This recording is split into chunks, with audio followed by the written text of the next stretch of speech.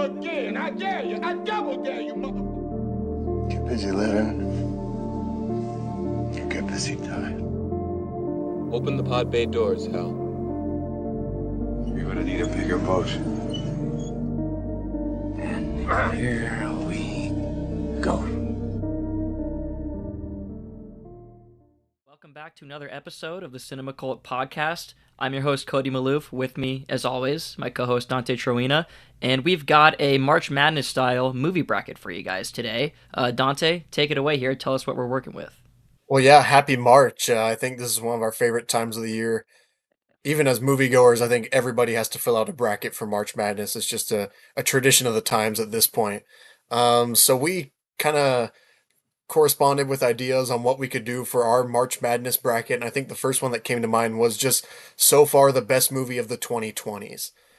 So I worked around with the seeding in this. I gave our five best picture winners, four of the one seeds and one of the two seeds. That was ranked by their ratings. So Oppenheimer is our number one overall seed, with Everything Everywhere All at Once being another one seed. On the south side of the bracket, we also have Anora and Coda as our other one seeds, being best picture winners. And then Nomadland was the lowest rated best picture winner, so it is our first two seed. From there, from each year, we took the two most popular movies on Letterboxd, as well as the two highest rated movies on Letterboxd, and assigned them random seedings, and making sure that they weren't against movies from the same year in those random seedings. That left us with about seven, I believe, at-large spots where we chose some of our favorite movies all in all. We got equal representation from 2020 all the way through 2024. I know we got our Power 5 conferences in here, some years being stronger than others, but we tried to make sure each year got its movies out into the bracket, and then we chose some of our favorite movies along with it. I think I've seen all of these movies except for a few, so forgive me. I haven't seen The Father, and I think there's one other movie on here that I haven't seen yet. Oh, wait, scroll down for me for a sec. Let me see the bottom of this bracket again. Let's see. And Nomadland. I haven't seen Nomadland, so Okay. I'll defer to you on those, I guess. We can talk about it, but All right. basically I think we're just going to go through the bracket here, argue for and against some of these movies until we get a winner here. Exactly. All right, let's go. Yeah. All right, let's start with our number one overall seed in Region 1. I guess we can call this the blockbuster region, per se. So we got Oppenheimer as our number one overall seed against our 8th seed, our at-large bid, the Iron Claw. I mean, this is tough because obviously Oppenheimer is going to win this, but I love the Iron Claw. I mean, it was a really good movie. I think we should probably talk a little bit more about the Iron Claw before we get into Oppenheimer. But yeah, Iron Claw was a lot of fun. Sean Durkin directed, Zac Efron, Harris Dickinson, guy from The Bear whose name escapes me, Jeremy Allen White. Yeah, I mean, really, really fun. I don't know about fun, actually, movie, but I really enjoyed it. It's very sad. It's definitely not a fun movie, but yeah, really, really good. I think it's worthy inclusion on this list, and it was overlooked, I thought, when it came out in that year that it was released. Yeah, I think unfortunately with some of our at-large bids, they got the right to play Oppenheimer in the first round. They got a bad draw in No the one's first winning round. that one. No one's winning that one. But Going against Oppenheimer is kind of the cards are stacked against you from the start. But like you said, the Iron Claw, just a fantastic movie. I think we definitely both wanted it to be on here as one of our at-large bids to give it a shout out, because it definitely does belong up there in the 2020s as one of the most heartfelt and heart-wrenching movies of the past couple years. yeah, Iron Claw. I would have really liked to see it get some Oscar recognition. Obviously, nothing was going to beat Oppenheimer, so it doesn't even really matter. But yeah, Iron Claw, man, pretty good. So let's go over to Oppenheimer here. What more can you say? I don't think I've really talked about Oppenheimer on the mic before, but it to me is the best movie of the 2020s so far. And I don't want to spoil how this is going to end, but I would pick it to probably win this whole bracket right off the bat. So maybe not. Maybe we shouldn't have started off with this one, but Oppenheimer, I mean, just absolutely fucking rips. It's a masterpiece. It might be Nolan's best movie, and I didn't really think that when it first came out, but the more I've sat with it and rewatched it several times since then, and it's weird how rewatchable this movie is, because it's 3 hours, it's almost all dialogue scenes, but it is so gripping, so thrilling, centered, of course, around a fantastic performance by Cillian Murphy, but everyone in here is just absolutely batting like 1,000. So this movie absolutely rips. Christopher Nolan made a movie about people talking in rooms, the creation of the atomic bomb, and he made it absolutely thrilling. So Oppenheimer is one of my favorite movies, like, of all time, I would say. Well, like you said, it's the number one overall seed, and for good reason. I think it was recognized really well at the awards, was Of recognized course. well at the box office. I think this movie just checks off all the boxes for recognition and how it was received, but also just how great of a movie it is, and that's why it was received so well. I think, like you said, this would be a heavy betting favorite in any bracket. This is like the prime Duke teams, or maybe Kentucky with their really good freshman phenoms in John Calipari's peak era. Even some of the good Villanova teams. This is the team that really sticks out on your bracket right now. Is Christopher Nolan's Oppenheimer? It's like a Christopher Nolan's best hit, right? I think that's really where it's at right now. Is that it's or been a springboard for the second half of his career, and hopefully many more hits to come from him like this one. So I think we can just go ahead and get on with it. Obviously, Indeed. Oppenheimer skates by the Iron Claw in the first round. So we have our first entry into the Sweet 16, which is Oppenheimer. Yeah. Tough for Iron Claw going up against Oppenheimer, but it didn't really matter what was going up against it. It was going to get beaten. So no disrespect to the Iron Claw, but you're just facing an unbeatable opponent. The Iron Claw went on some runs. Thanks for showing up. Maybe they covered the spread Thanks in for this sure. matchup, I but would say they covered. They had to cover the spread. I think you made money on the Iron Oppenheimer Claw. just flexed its muscles. I think Killian Murphy maybe pulled away with a 30-point performance at Yeah. the end or It was something.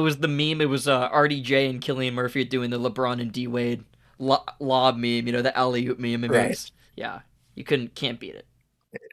Can't stop the combined powers. No. So our second matchup in the first region, the blockbuster region, is Spider-Man Across the Spider-Verse, the 4 seed, and the 5 seed Another Round. So these are, I think, Across the Spider-Verse is part of the 2023 most popular movies or highest rated movies, and then Another Round, I believe, was 2020, one of the Hmm. most popular movies from that year, or highest rated from that year, sorry. Yeah, both great films, both very, very different films. I mean, Across the Spider-Verse, as we Right. all know, is the sequel to Into the Spider-Verse, a movie that I am on the record stating is one of the best animated films of all time, Into the Spider-Verse. And Across the Spider-Verse I really, really love. I think it takes all the stuff that worked about Into the Spider-Verse and just does it again, does it with a little bit of a different style. My main gripe with Across the Spider-Verse is that it's a part 1, and it doesn't tell you it's a part 1. I mean, originally it was supposed to be Across the Spider-Verse part 1 and then part 2. Then it was retitled to Across the Spider-Verse and Beyond the Spider-Verse, the third film, which we haven't seen yet. But that's my main gripe about this movie, is that it feels like a huge build-up and then there's no release, there's no climax. It really ends right when the story is really about to take hold and really start to get going. So that's my only gripe. But otherwise, yeah, this is a great movie. I mean, it's Spider-Man. It's, what more can you say?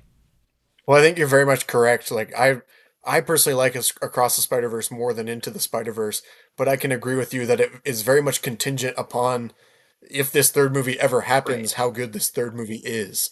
Whereas Another Round is just Mads Mikkelsen at his best, absolutely carrying a foreign language film and making a subject that is not at all approachable in alcoholism this weird, quirky, almost fun It movie is for parts fun. of it It's a fun in movie. Another I mean, Round. it's really charming. It's And pretty funny, right? There's some really good comedy. yeah, I think it's just a really cool spin on the premise. If you can say there's a cool spin on alcoholism, it is Another It Round. is. This is the cool, fun spin on it.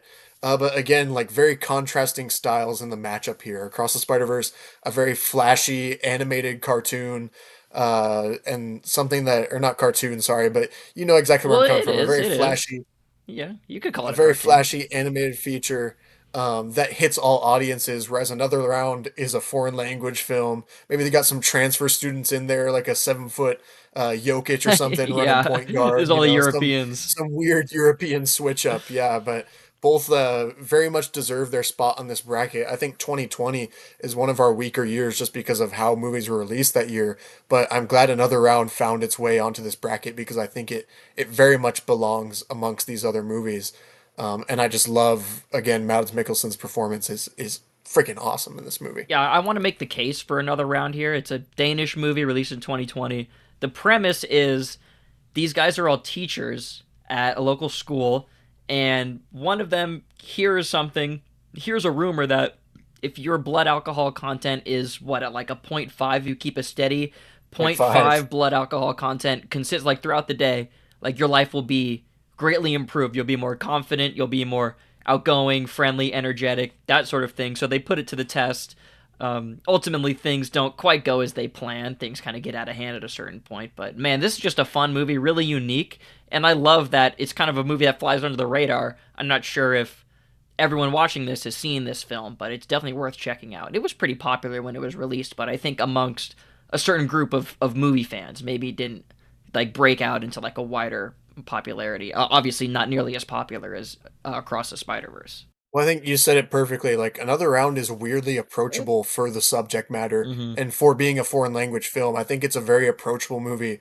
One that I've rewatched since watching it too, just once, but still, I've given it a rewatch, which is pretty crazy for a foreign language film being about what it's about. But it's just a good time. Like, Another Round is one of those weird, just a weird movie that's pitched as, like you said, that we were just born flawed. We were a little bit below what we needed to be on our alcohol level, and alcohol actually solves our problems in moderation.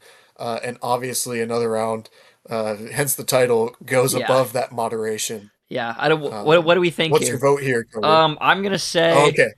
I'll go. I'll go. Uh, I'm gonna say Across the Spider Verse. I'm just gonna say Across the Spider Verse. This is a great, great movie. So I don't know. No disrespect to Another Round, and I think if we were doing a different bracket, or maybe if this had gone up against a different movie, I would have picked it.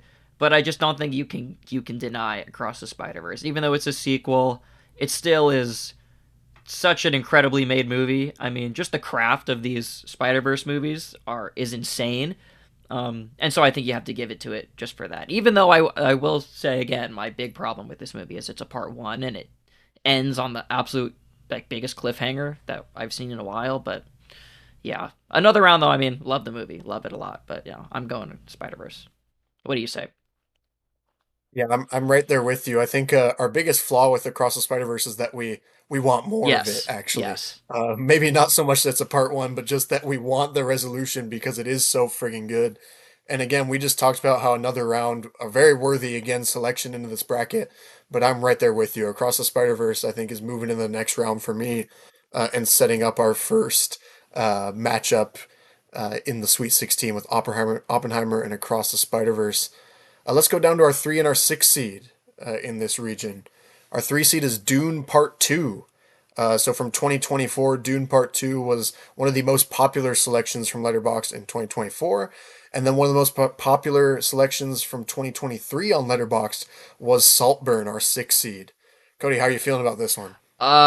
I'm going Dune Part 2 just to kind of spoil it right off the bat. I will vote for Dune Part 2 because it's, again, one of those movies that I think is going to be remembered when you get to the end of this decade, in the same vein as Oppenheimer, where this movie will be on the top of the 2020s list when it's all said and done. Hard to say where, we're only halfway through the decade at this point, but it will be included. It's one of the best sci-fi movies released in the past probably 15, 20 years. It's in that upper echelon of movies in general, whether it's sci-fi, action, but just an incredibly made film. It was my favorite movie of last year, and I think it's going to move pretty far up this bracket. Denis Villeneuve, an absolute genius, a filmmaker. He's right up there with Christopher Nolan for me as a guy who really just has such a strong handle on what he's doing. And I love the first Dune, and I somehow like the second one even more. So just an absolutely fucking kick-ass movie here. But um, going over to Saltburn, maybe you got something to say about Saltburn too. But freaky ass funny movie. I liked it. I think it was getting a lot of mixed reviews at the time. Some people really liked it, some people hated it, and I can understand why given the subject matter. But I actually have a pretty like warm relationship to Saltburn. No, I agree with you. I like Saltburn. I just think it snuck its way into this bracket. It Right? was It's really the team popular, that maybe yeah. like North Carolina this year, while it is really popular and really well reviewed, it does fit the criteria of the bracket. But I don't think if we were choosing our first 32 movies from the last, 5.5 years, I don't know if we would have chosen Saltburn. And that's not a slight on Saltburn. That's just where I stand with it. It's a fun movie. It's like you said, a freaky ass movie. But that's about where it ends with me. Is that it was a fun watch. Whereas Dune Part 2, like you said, is cream of the crop from this Yeah. half a decade. Just what we said about Across the Spider Verse with the first part needing the second part to it. Dune is that second part in part two that just fulfills everything that Dune Part One, which we'll talk about later, um, promised in its first half of the movie. And again, making a novel that was supposed to be unfilmable and uncapturable on the big screen, and making it really like it was the thing of 2024. It was the movie moment, and it happened so soon into the year, almost just about a year ago now. But it was the thing of 2024. People were chanting Lisan Al Gaib from the rafters.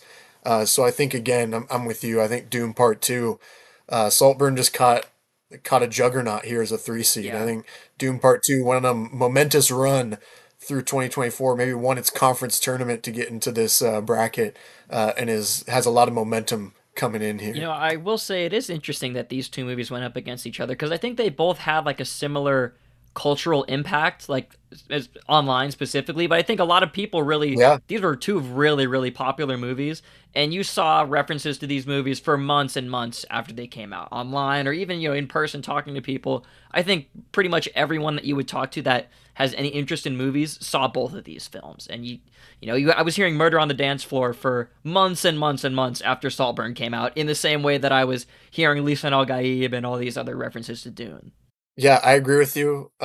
Doom Part Two takes it for this one, but again, shout out Saltburn, Shout out a good Saltburn. story on our I bracket. think it got some hate. You said it was. I think it was really popular, but I don't know how well reviewed it was. Right, It was pretty mixed. I was on the positive right. side though. I like a movie that's just going to be freaky and weird, and yes, derivative. It was very derivative things like The Talented Mr. Ripley and movies in that vein. But if you make it a good time and you make it fun and weird and funny, I'm with you. So and Barry Keoghan, just put that in your list of him playing a weird freak. I mean, that's right on par for Barry. Yeah, he nails it. Excited to see Absolutely. what weird freak he brings to the table in the second half of this Also, decade. not our only entry on this bracket here of Barry Keoghan playing a weird freak. No, We'll come back to that. no, exactly. He's got a couple more coming in Yeah. pretty soon here. But moving on to our next matchup, we've got our two seed from 2021, I believe. Let me double check that. Soul, was it Or sorry, from 2020? Yeah. 2020. That's one of our most populars from 2020 is Soul, against Babylon, which is our at-large bid here. I think Babylon, while popular in film circles, maybe isn't the most popular or well-reviewed movie from the year it came out. I believe that's 2022. 2022 had some juggernauts in Indeed. it. I think we can make a bracket just alone off of 2022. But again, two very stark contrasting styles here, with one being an animated feature and one being a 3 hour epic, um, about movies and about the the wild nature of Hollywood versus a Pixar movie. Yeah. Both very very different movies. Like really like white and black day and night here between these two movies. Soul I actually just got to pretty recently. I think I watched it like Oh, last fall or something. So I'm definitely like had seen Babylon a couple times before I eventually made it to Soul. But I'd always heard good things about it, and I really liked it. I thought it's a pretty creative idea for a Pixar movie, not something you usually like would think Pixar is going to do. Especially at this yeah. stage of Pixar, this movie's pretty high concept for them. It's about a guy, a jazz musician, he wants to be a jazz musician. He's a music teacher, and he dies, and then his soul goes into like this soul world, and but then he comes back into his body, and the movie is kind of about learning to appreciate life and the things you're given, and I don't know, it's just really high concept, and I liked it a lot. I think it's pretty charming and interesting for Pixar, but yeah, that It's Pixar's jazzy It's a Wonderful Life. It feels like an yeah, A24 movie yeah, in Pixar form, and like you said, them stepping out of their comfort zone a bit. I really liked it. Yeah, I really think being a two seed is it's highly rated here, but I think rightfully so. It's one of the better Pixar movies, especially in recent years.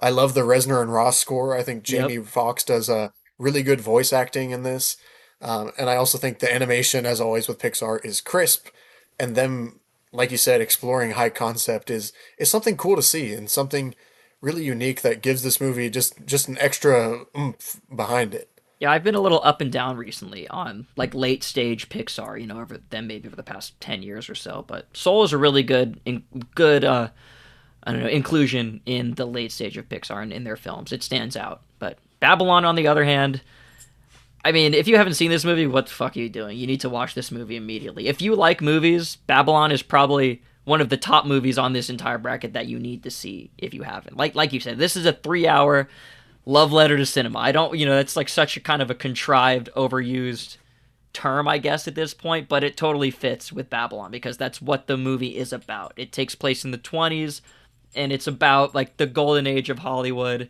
and like all these different figures within it. We have directors, we have an actor, we have someone who wants to be in the movie business. It just kind of covers their lives. It's directed by Damien Chazelle, Whiplash, La La Land, one of our great modern filmmakers, just absolutely like going full out balls to the wall, complete cokehead energy in this movie. It doesn't stop. Like this is just a fucking bullet train the entire way through, and I absolutely love it. Incredible performances. I love the subject matter. I love how insane it is. I saw this with a bunch of family, like my parents, my brothers, and my cousins, my aunt and uncle, and we were really mixed on it. I think some of us really loved it for the incredible energy it brought, and I think the only one that was really appreciating it for what it had to say about cinema and the history of movies and all that kind of stuff. But my brothers and the people with me that liked it, they just loved the kind of fast-paced, frantic energy and how funny and zany it was. And the rest of my family didn't like it at all. They just thought it was long and stupid, and they just didn't really kind of get it. So this was a pretty divisive movie. Like, for how much I loved it, it's pretty divisive. Yeah, it lost a ton of money. Yeah. Like, it was pretty panned when it came out, and I think it's reformed itself as this. It's becoming a cult classic. Yeah. In the last couple years, it's really reformed itself since that initial theatrical run, which was just marred in what seemed like controversy, embarrassment, just underperformance on every scale. And again, we talked about Soul kind of pushing the Pixar boundary. I think Damien Chazelle deserves a lot of credit for taking a risk in Babylon and being an insane movie, just completely insane. And Damien Chazelle's always made movies with a certain type of energy behind them, a very much passion behind them, but you really feel it bleed through the camera in Babylon with everyone's passion and energy for what's being brought on screen to you. I think Margot Robbie gives an unforgettable performance. Brad Pitt is outstanding in it. And I'm really sorry about the main actor is escaping my head right now, but I know for a fact that dude stole the show in this movie. He was absolutely incredible, and I feel awful for not knowing his Diego name. Calva, I believe. But man, Diego Calva. Diego Calva, okay, he was freaking fantastic, and I even if I don't remember the name, I remember the performance, right? And just something that is so unique and stands alone in Hollywood. There's not something like this movie. I think Once Upon a Time in Hollywood has a similar appreciation and love in it for movies, but Babylon takes that and spins it with some musical and Wolf of Wall Street and some like old 30s and 20s type pictures. Like it's really weird and stands alone for itself. And I think zany is the word. I said it and you said it. Like it's just a balls to the wall zany movie that stands by itself, and I appreciate the hell out of it for that. So I think I am going to go with Babylon here. I'm going to go with my first Yeah. upset of the bracket in Babylon over Soul. Again, I think we both voiced and both have like a great love for what Soul did, but Babylon speaks to our hearts as cinema geeks and as people who just love movies. This was made for us. Yeah, Babylon is well. If Once Upon a Time in Hollywood, interesting comparison there. That Once Upon a Time in Hollywood is like a joint, a nice joint you're smoking outside on your deck, and Babylon is like railing 5 lines of blow in the bathroom at a club. Like that's the difference Yeah. between these two movies.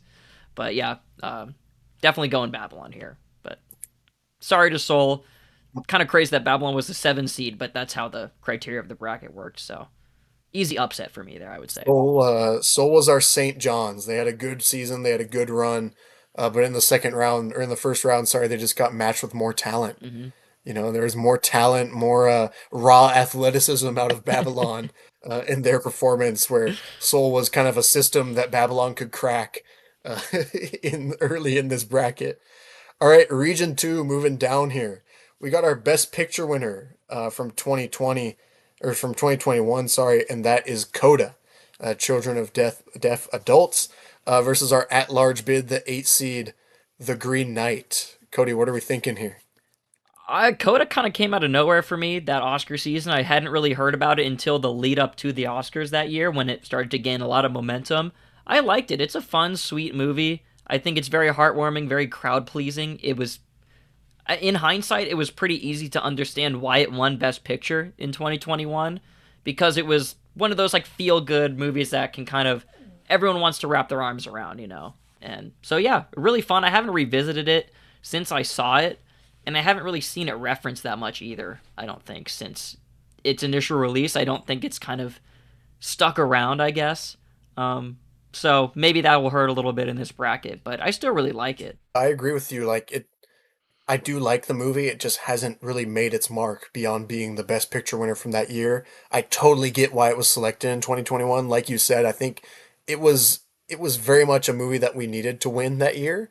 Out of all the movies in 2021, I think it was one of the more deserving ones to be up there. I don't have much controversy in its win, but I do think it does, or it will get lost in the shuffle of Best Picture winners. And that's, again, not against the movie, but it's not a pick that's timeless. It's not something that I'm going to want to show my kids or be driven to show my kids per se when they're getting into cinema, or my family members who love cinema. Coda's not going to be on the first of my recommendations from the 2020s. And that's not to pan the movie. That's not to say it's a bad movie. That's just saying that it's not something that I think is extremely memorable. And I think that's going to hurt it as a 1 seed against the Green Knight, which I think you can take away. I know you Yeah. love the Green Knight, so I want to give you a chance to speak about this movie. Yeah, I mean, 1 versus 8 seed here is kind of crazy. Green Knight as an 8 coming in against Coda as a 1 because the Green Knight is fucking awesome. I love medieval fantasy movies. I love movies that seem like they're so like handcrafted as this movie feels, and it just feels like the intention behind this movie is amazing. The cinematography, the performances, the story, which I guess is based on some sort of medieval folk tale, which I'm not super familiar with. So this was my first exposure to this tale of Yeah. the Green Knight, and Sir Gawain, I believe, is our protagonist here. Yeah, I love this movie. I love Dev Patel in it. I love all the magical, mystical weirdness, the stuff that doesn't really go explained. Like, I love all that kind of stuff. Movies that are really open to interpretation. They don't explain things to you. They just show you a bunch of weird, cool stuff and kind of let you make of it whatever you're going to. The Green Knight, I think, flew very, very under the radar. Was this a 2021 movie too? Yes, this This was was also 2021. so Yeah. yeah. This movie I think was like super kind of under the radar. I loved it when it came out, and I didn't really hear much about it. I don't think it got really any recognition during award season, which it should have gotten for at least some of the technical categories, I think. But yeah, I love this movie Yeah, so much. cinematography, score, Right. sound Yeah, design. yeah, yeah, and like makeup It's and effects too, like costume design. The yeah. Green Knight's costume is definitely worthy of inclusion on that Oh list yeah. too. So, yeah, if you haven't seen this movie and you like medieval fantasy stories and you like weird ethereal vibe kind of movies, that are you're not going to be sure quite what you're watching sometimes, like definitely check this one out. It rips. Yeah. But that's my pick. Yeah, it Green just Knight's feels like my a pick. movie. No, yeah, that's your pick and that's your pitch. I think you're completely correct. Like the Green Knight is a movie you want to like set up a tent in its world and camp in it Yeah. and just kind of feel the atmosphere because it's just dripping through the screen. And it has like, if I remember correctly, it has like one-offs in the movie too, where it tells like little side chapters or side tales I as he's don't going on his I don't journey. quite remember. I think there is some element They, of that. I haven't seen this movie in a while, so forgive me if I'm not up to date on all the plot mechanics. But yeah, I think it does do some of that stuff where he does a lot of different kind of yeah, he goes on a lot of different like side adventures during his main quest, and that's always fun to see. this kind of makes me wonder, like the Green Knight opens the door for me. I know it's A24 and it's a, darn near it's independent filmmaking, right? David Lowery And directed. yeah, but it's made in this way where like it wasn't a huge budget and it it does all these things and gives you the scope of this world where it makes me wonder, like, what more can we do with fantasy that we're just not doing right now?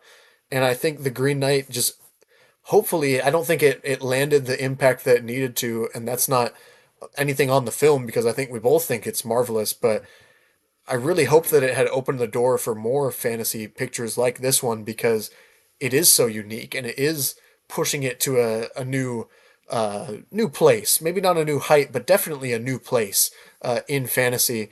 And I just love it. I'm with you. I don't have much else to say except for I just really love this movie. I think it's confusing, it's challenging, it's unique, and it's something worth watching. Yeah, I never really seen anything And like this I'm before, you know.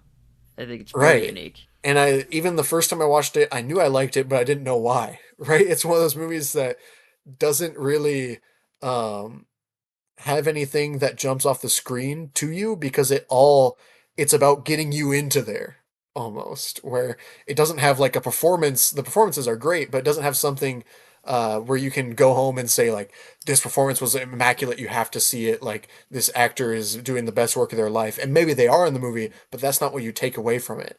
You take away the feelings that you had while watching the movie. So I'm right there with you. We have our second straight upset, a really big one, Move it up. with The Green Knight over Best Picture winner Coda. Yeah, I want to say that you definitely hit a point there that I like about like why haven't we seen more movies in this vein? Like adult fantasy set movies, like movies set in like these fantasy realms for adults, targeting people who maybe want something a little bit more unconventional from these kinds of Yeah, movies.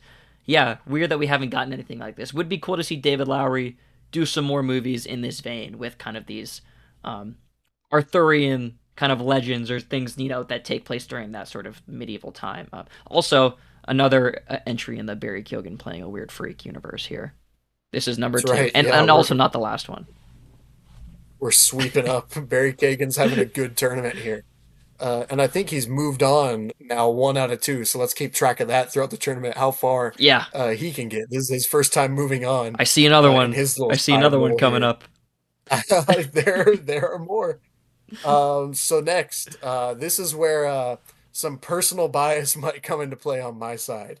I believe we have 2021's The Power of the Dog, which is a fantastic movie and one of the highest rated from 2021 versus the most popular from 2022, and that is The Batman. And this is hard for me because I need to be objective, and I do really like The Power of the Dog. It's The just that Batman. the The Batman's sitting Batman. right Come there. on. You know, he's he's sitting right there. I don't know how to quantify how I feel in this about this movie into words because it's just so it's perfect. It's everything I could have ever asked for. If you're gonna reboot a franchise like Batman, which they obviously are, time and time again, you need to do it with purpose. And Matt Reeves did that. Just that. He did it with so much purpose. It's already spawned an amazing spin-off show, which has nothing to do with the movie, as far as how we're rating the movie here, but this movie has sprung an incredible universe out of it that I think is only going to get better. And the movie itself, just Greg Fraser's cinematography, Giacchino's score, Robert Pattinson's performance, everyone's performance, Colin Farrell, Zoe Kravitz. It's This is where blockbusters need to be, and this is, I think, like a turning in the tides for what we expect from our superhero movies.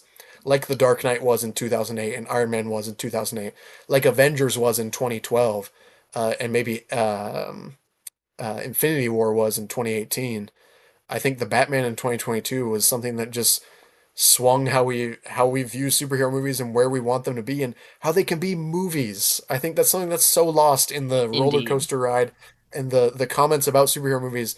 This is a fucking film, Yeah, man. this is This cinema. is Like, I don't think when everything. Scorsese talks about superhero movies, Marvel movies being theme park rides, the Batman does not fit that criteria. This is one of those comic book superhero movies that rises above its genre. Many of these comic book films get trapped by the genre and the worlds that they're set in, and this movie doesn't fall into those pitfalls at all. So, yeah, fucking amazing movie. Like you said it all. The Batman, it's the second best Batman movie only because The Dark Knight exists, but that's not taking anything away from this movie. I can't believe we haven't had a Nobody frown sequel at. yet. So, yeah, absolutely kicks ass. do we even want to talk about Power of the Dog? I mean, it's good. I liked Power of the I Dog. like it. I will Yeah. never watch it again, just because it's I don't know. I'm gonna watch the Batman 10 more times before I watch Power of the Dog. But I enjoyed it when it came out. I thought it had a lot to say, and it looked amazing. Jane Campion's a great filmmaker. Benedict Cumberbatch. Right. This is a really good movie. It's just not. It just is not It's lacking some of the staying power. Obviously, that a character like Batman has. Kind of hard to compare a Batman movie to a movie. I don't want to say small because it was funded by Netflix, but a movie by a lesser known filmmaker about it's a quiet story. It's a western, and it has a lot of subject matter that people that are fans of Batman are not going to gravitate towards. Like obviously these are like two very very different films, but yeah, I believe our friend Bill Simmons called this movie Power of the Nap at a certain point. So I think Oh man. some people thought it was kind of boring, and I guess I could see that for sure. I mean, it definitely plods along and takes its time in its storytelling. But if you make it to the end, you're well rewarded with like a really cool ending in Power of the Dog. So, not taking anything away from this movie. If it had shown up somewhere else in this bracket, I think we could have had a chance to move on. But this is not a contest for me. We've got the Power of the Nap versus a 3-hour movie that makes me want to like pry my eyes open to see even more in the Right. Batman. I think it gives you so much in this world in Gotham City. Being probably the main character of the movie is the city, and like you said, Power of the Dog, good movie. It's an awards movie, checklist movie at the end of the year for that year, and that's It's not to Netflix trying shit on the to movie win because we awards. need those movies. Yeah, yeah, Yeah, and it's good performances. yeah. It's well directed, but it's against the Batman, and so There's not we much more can to just say. take this Not much more to say other than that. and move it into the second round. Sorry, Jane Campion. All right, We love you. so the Green Knight and Batman move on, and they are fated for a face-off in our Sweet 16. And now we've got the other part of Dune. So our 3 seed is Dune Part 1 from 2021 versus this past year's 2024's 6 seed, The Brutalist. Heavyweight fight. Take it away, Cody. Yeah, definitely. This is a tough one, honestly, because on one hand, I want some variety in this bracket, and I don't want to have Dune Part 2 and Dune Part 1 moving on like against each other, but yeah. On the other hand, it's Dune Part 2 and Dune Part 1. Exactly. Like Dune Part 1 is almost just as good as Dune Part 2. I think again it gets hurt a little bit because it's a Part 1, but I don't really have the same problem with this movie that I have with Across the Spider-Verse, because Dune Part 1 to me still feels so like self-contained. Like obviously we are hinting, we are like leading right into Part 2, but to me this is like a self-contained story in Dune Part 1 as well. And this movie totally fucking blew me away when I saw it in the theater. This was before I knew anything about Dune. This was before I really was fully on the Chalamet train as I am now. I mean, I was a fan of his. I had seen some of his previous work, but Dune Part 1 like announced him, right? As like this is someone to really really pay attention to. And it really kind of brought Denis Villeneuve into the world of like action blockbuster filmmaking. I think in film circles, he had been very, very well respected for a long time, and rightfully so. But Dune Part 1 brought him and his films and his aesthetic, like, it put him in front of so many more people than he had ever been before. It made him a household name. Yeah, 100%. As much as a name Denis Villeneuve can be a household name, I think. I still say that name to people sometimes, they're like, who the fuck are you talking about? Like, he doesn't have that same kind of name recognition amongst normies or the general population, but people like us, we know who this guy is. It's as big as he can be. Yeah. And that's probably a testament to when it came out, how it was released, with it being on streaming and in the theaters, and still killing in the theaters, especially for that year in 2021. And I think that's part of, there are fans of the Dune book who want to see it in the theaters, but there's also people that knew you got to see this in the theaters. Yeah. I mean, this came out the same day on HBO Max. Insane. And I saw it, and I went to see it in the theater because I wanted to be a part of that. And you see the trailers for something like Dune, and you know it's a Denis Villeneuve sci-fi spectacle. How dare you watch that at home the day it comes out when you could go see it in a giant movie theater? And rightfully so. I mean, this movie absolutely fucking kicks ass. So, um, yeah, I could talk about Doom Part One all day. Right. Right. And then we have The Brutalist, which is a movie that seemed like it was in no theaters this last year. I think it was damn near impossible to see, but we've both seen I it. did. I saw it in I the think we theater. I both found it in the theater. really like it. Oh, you got to see it in I did. theater. Well, we're Okay, also one in of the different few. places, so you didn't have the Right. access that I have. But yeah, that aside, Brutalist, yeah, Brutalist is pretty fucking good too. I really liked it. I Yeah. mean, it's completely different movies here again. Like Dune is this action. Yeah. It doesn't really get actiony until later. Dune Part Two really is the action film, but this is Dune is like a ethereal, contemplative, sci-fi spectacle, fantasy sort of thing, blockbuster filmmaking. The Brutalist is very low budget, even though you can't really tell because the way this movie is shot in 70mm VistaVision, it looks amazing, and it really helps this movie to have like a much grander scope than I think it would have otherwise. So, yeah, The Brutalist was an Oscar movie. I was not really familiar with Brady Corbet, writer director of this film, before it came out, but I think a lot more people have heard of it since Adrian Brody went on to win Best Actor for it, and it was nominated for all these Oscars. It won Best Cinematography at the Oscars as well this past year. So, yeah, can't take anything away from The Brutalist. If you love movies, I think The Brutalist is very, very much worth your time. It is 3.5 hours long. There's an intermission in the middle, which I fucking love. I mean, Yeah. put more intermissions in movies, please. I just love that shit so much. Some you don't get Yeah. nowadays. But yeah, The Brutalist is really good, but it's not beating Dune Part One for me. Yeah, it's like you said, I really like The Brutalist as well, and great performances. Best cinematography winner Yep, from the yep. Oscars from this year. And I believe best score winner now Oh yeah, from best for score this too. year Yep. as well. And rightfully so. It was just a unique movie, and one that doesn't feel like it's from the 2020s. And maybe that's what has Dune Part 1 beating it for me, is that The Brutalist feels like I could have watched this in the 70s, the 80s, the 90s, the early 2000s. It's a timeless movie, which is Indeed. great. But if we're going best movie from the 2020s, I think Dune has to have its name in the smaller hat as we're narrowing things down here. And so I think Dune Part 1 also moves on, beating out The Brutalist in this case. I also just noticed here that we have two movies in the Barry Keoghan playing a weird freak universe going up against each other in our next round here with the Green Knight and the Batman here because That's he right. does make a That's right. cameo. In the deleted That's scene. the Joker Yeah, he does and in the the Batman. cameo too. Yeah.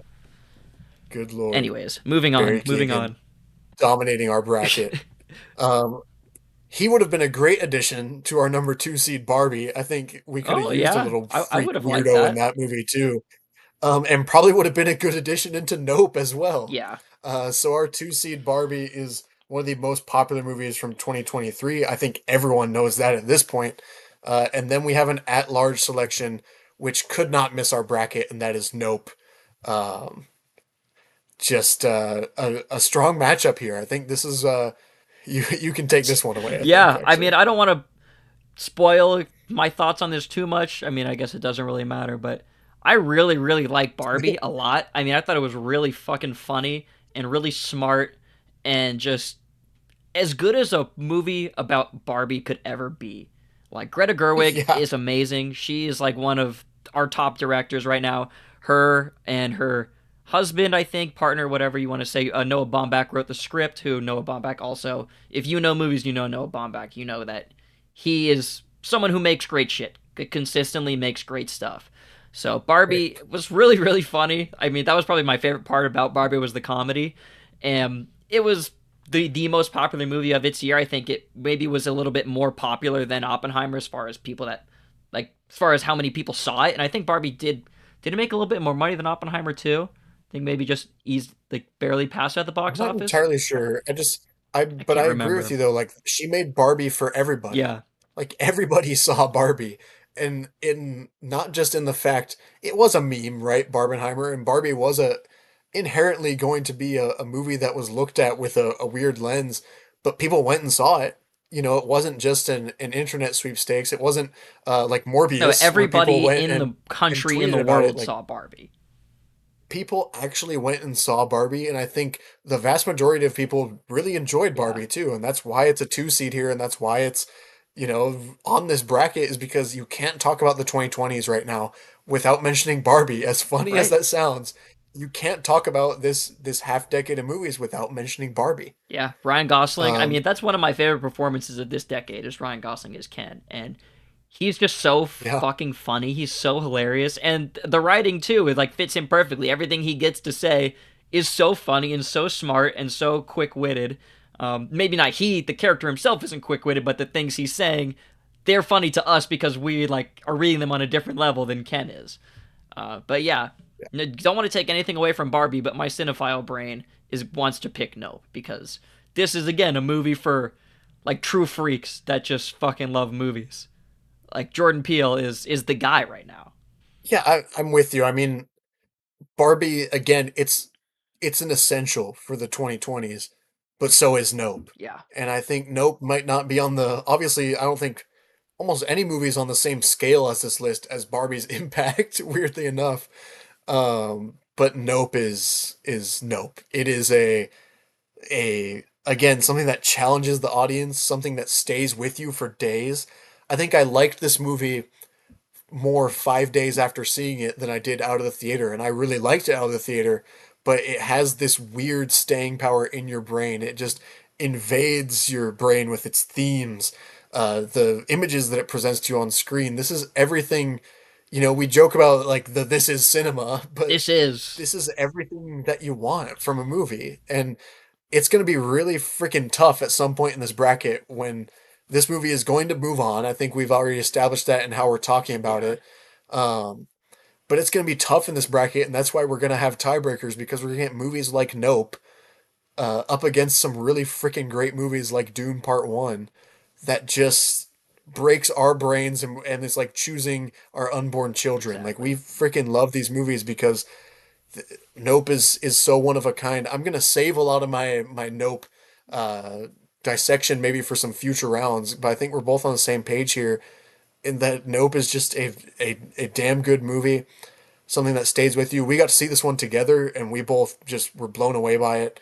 And so for me, it's Nope. It's another upset here in the last pick right here for the South Yeah, bracket. I'd say we can go ahead and move Nope to the next round. I think if this were a different bracket and we were going based on popularity or cultural Oh, it'd be impact, screwed. yeah, Barbie would probably blow out like 90% of these movies. So no shade against Barbie. I Yeah. really really enjoy it, but if we're going on personal preference, yeah, we're gonna go Nope.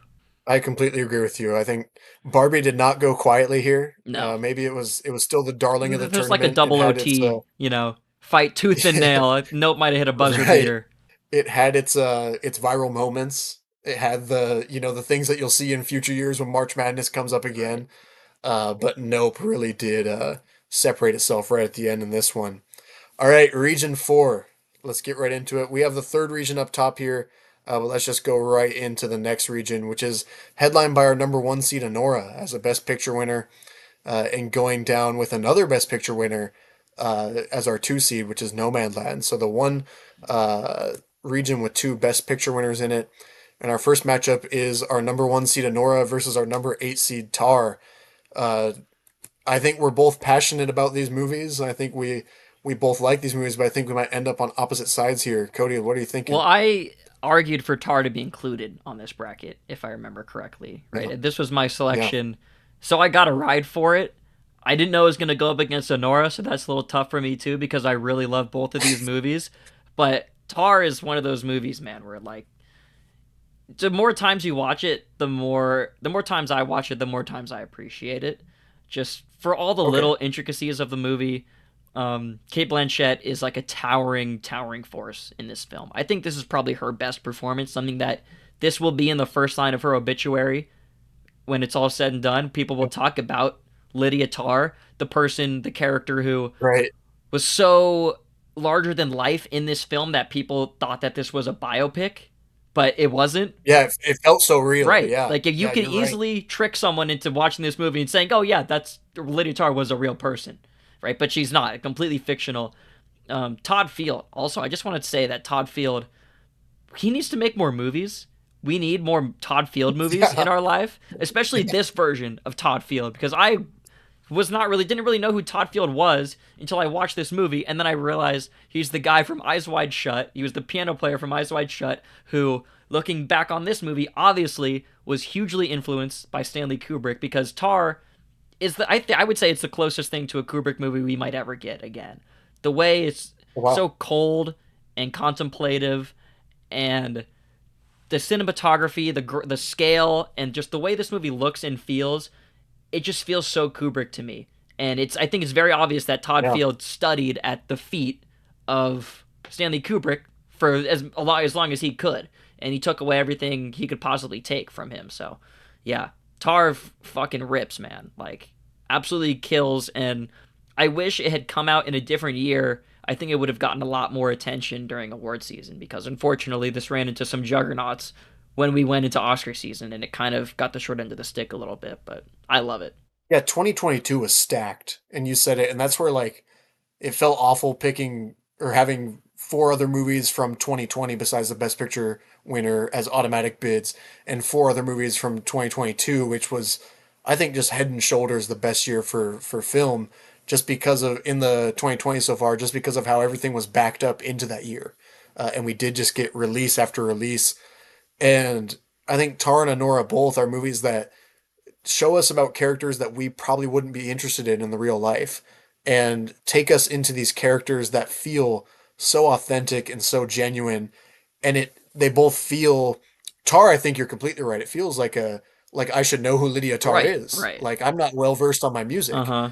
And then Honora on the other end of the spectrum feels like any character, and feels like, or any person, right, that's walking on the street, that could be their weird fucked up story for that week. And there's something about both movies that I think really puts us into the lens of someone else, which is important for movies to do. So I'm with you. Like I really like Tar. I need to see it again because I think you said it, and I haven't lived that end of my watching with Tar, that I've only seen it once. I haven't seen it again and again, It's and I it's haven't weirdly maybe rewatchable. dissected Like, it. it doesn't feel like a Yeah. classic kind of rewatchable movie, but I think if you watch it again and maybe again after that, I think it'll definitely unlock some more things for you there that you didn't notice the first time. Well, and I know it will draw me in once I start that rewatch too.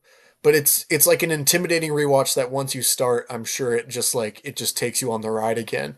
Whereas Anora, I think, is there's just something special about this movie and the run it went on, and we've Yeah. talked about it before.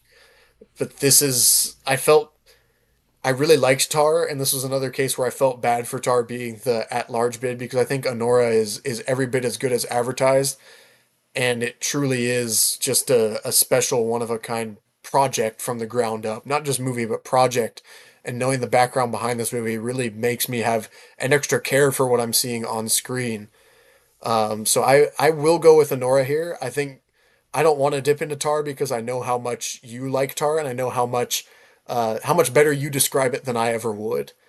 And so my short answer is Honora Y- on this, but I completely agree with you on your dissection of Tar, that it's a brilliant movie. Yeah, yeah. I want to wait. I'll wait to save my thoughts on Honora, to make the case, because I think it will be moving on here. So, but I absolutely love Honora. Like, no shade against it. So I'll talk more about it later, I Yeah. guess. But let's go to your tiebreaker criteria here, because I know you said we have some criteria to break a tie, right? So why don't we use it here, since we're on opposite sides here?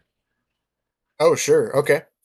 So our tiebreaker criteria, I have a sheet where it has all of the scores of the movie, and that's basically the main ones: the IMDb rating, the Rotten Tomatoes rating, and the Metascore rating. And the Metascore and Rotten Tomatoes are on a scale of 1 to 100, and the IMDb is 1 to 10. So we just multiplied the IMDb by 10 to make it on a scale of 1 to 100, and we're going to average out those three scores. We used Letterboxd to get into this bracket with the most popular and most best reviewed from those years, but we're going to use our other sites that us cinephiles use to break down the matchup here.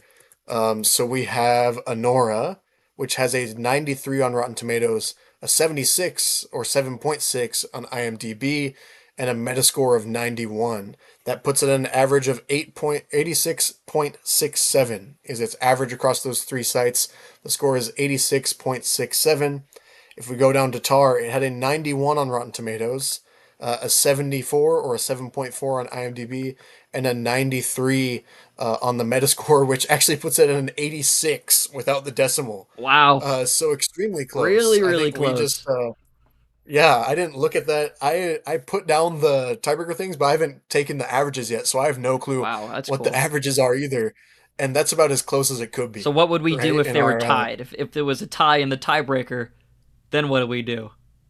Jesus Christ, I guess phone a friend or go to box office. I don't want to be a box office guy, but like, or We go to letterboxed, or how do we letterbox go rating. back? That Yeah. I don't know if that that'll. has not been thought out I yet. don't think we'll come to that, but yeah, that's Um, damn close. That and then shows they'll you. have the same letterbox rating too. Yeah. Well, that just goes to show you here, like how, yeah, how close these movies are, I guess, because they're both really good. The margin for error in March Yeah. is very thin. True. And so I don't think this was a performance where both movies put up their best performance. There wasn't something to knock on They left it or all something out that one there. movie really, yeah, nothing really had it over the other. It was just a damn good performance from both movies. Would have loved to argue for them in the next round or future rounds if they moved on, but unfortunately they were pitted against each other due to the nature of the committee and the seating of this bracket. Gotta blame the committee. Moving on to our next matchup, which could not be more contrasting in styles. We have our four seed, which is Past Lives from 2023. One of the highest rated movies from 2023 was Past Lives again. And then one of the most popular from 2020, and that is Tenet. Woo. So two movies that feel like they do not belong next to each other at all, but they're against each other in the first round here. What are you thinking, You Cody? know, this is tough for me because if I remember correctly, I do have Past Lives rated slightly above Tenet. I believe I have Tenet as a four star out of five on Letterbox, and I have Past Lives as a 4.5. So I guess if I'm gonna be consistent with my ratings, then I have to go with Past Lives. So I'll argue for Past Lives here. I mean, it's I don't think you see a lot of movies like this that are like trying to be romantic and that actually succeed. I think a lot of movies in this vein are really cheesy. This is not like my favorite genre of Right. movies. Is like It's not a rom-com. no, it's not a rom com. It's a romantic drama. Like it's a straight up romantic drama, and I think Yeah. that definitely helps. I think if they tried to work some comedic elements in, it wouldn't have worked as well. But this movie really kind of came out of nowhere for me. I'd been hearing buzz about it like during that summer when it came out, Right. and I gave it a shot, and I was not disappointed. I mean, it looks amazing. I think Celine Song, this director, and the whole team she's working with, cinematographer and everyone working with her on this movie, just absolutely pitching a shutout. I mean, from the opening Yeah, it's frame, insane. I was just completely locked in on this movie, and the story is great. It's kind of about this Yeah. foreign love triangle between these three people. It's this girl from Korea, I believe, from South Korea. She has this Right. friend who they're about, I don't know, say 8 years old, and they're pretty close friends. And then she moves away to America, and they lose touch, and they forget about each other. And she gets married and has this whole life. And then he kind of comes back into her life, and doesn't, I don't want to say throws a wrench into things, but kind of just gives her more stuff to think about, you know. And this is a very grown up, very adult movie for like people in their 30s, 40s, and in relationships. And I think this gives you a lot to think about. And yeah, I think this movie will only kind of grow on me as I get older and the more I watch it, and kind of the more stuff is unlocked for me as I kind of have more experiences in my life. But yeah, Past Lives really, really cool. I'm excited to see Celine Song's new movie too. I just saw the trailer for it the other day. Materialists, Right. a little off topic there, but just goes to show like I had no idea who this filmmaker was before. And now I'm really excited to see what No, she yeah, does next. it introduced us to Celine Song and did so in, like you said, a movie that's completely her style. And just you said it, like it stands alone. It's not a rom-com. It's not trying to play up any of the elements. It's another one. I think Region 4 we could tell or title it our real region, Sure. right? We have Honora, we have Tar, we have Past Lives, we have Tenet on the other hand, right? But we have these movies that are very real and put you in these situations that feel so real. I think the writing is so poignant in this movie. It just strikes a chord that exists in our world and brings it through the screen in a totally new way.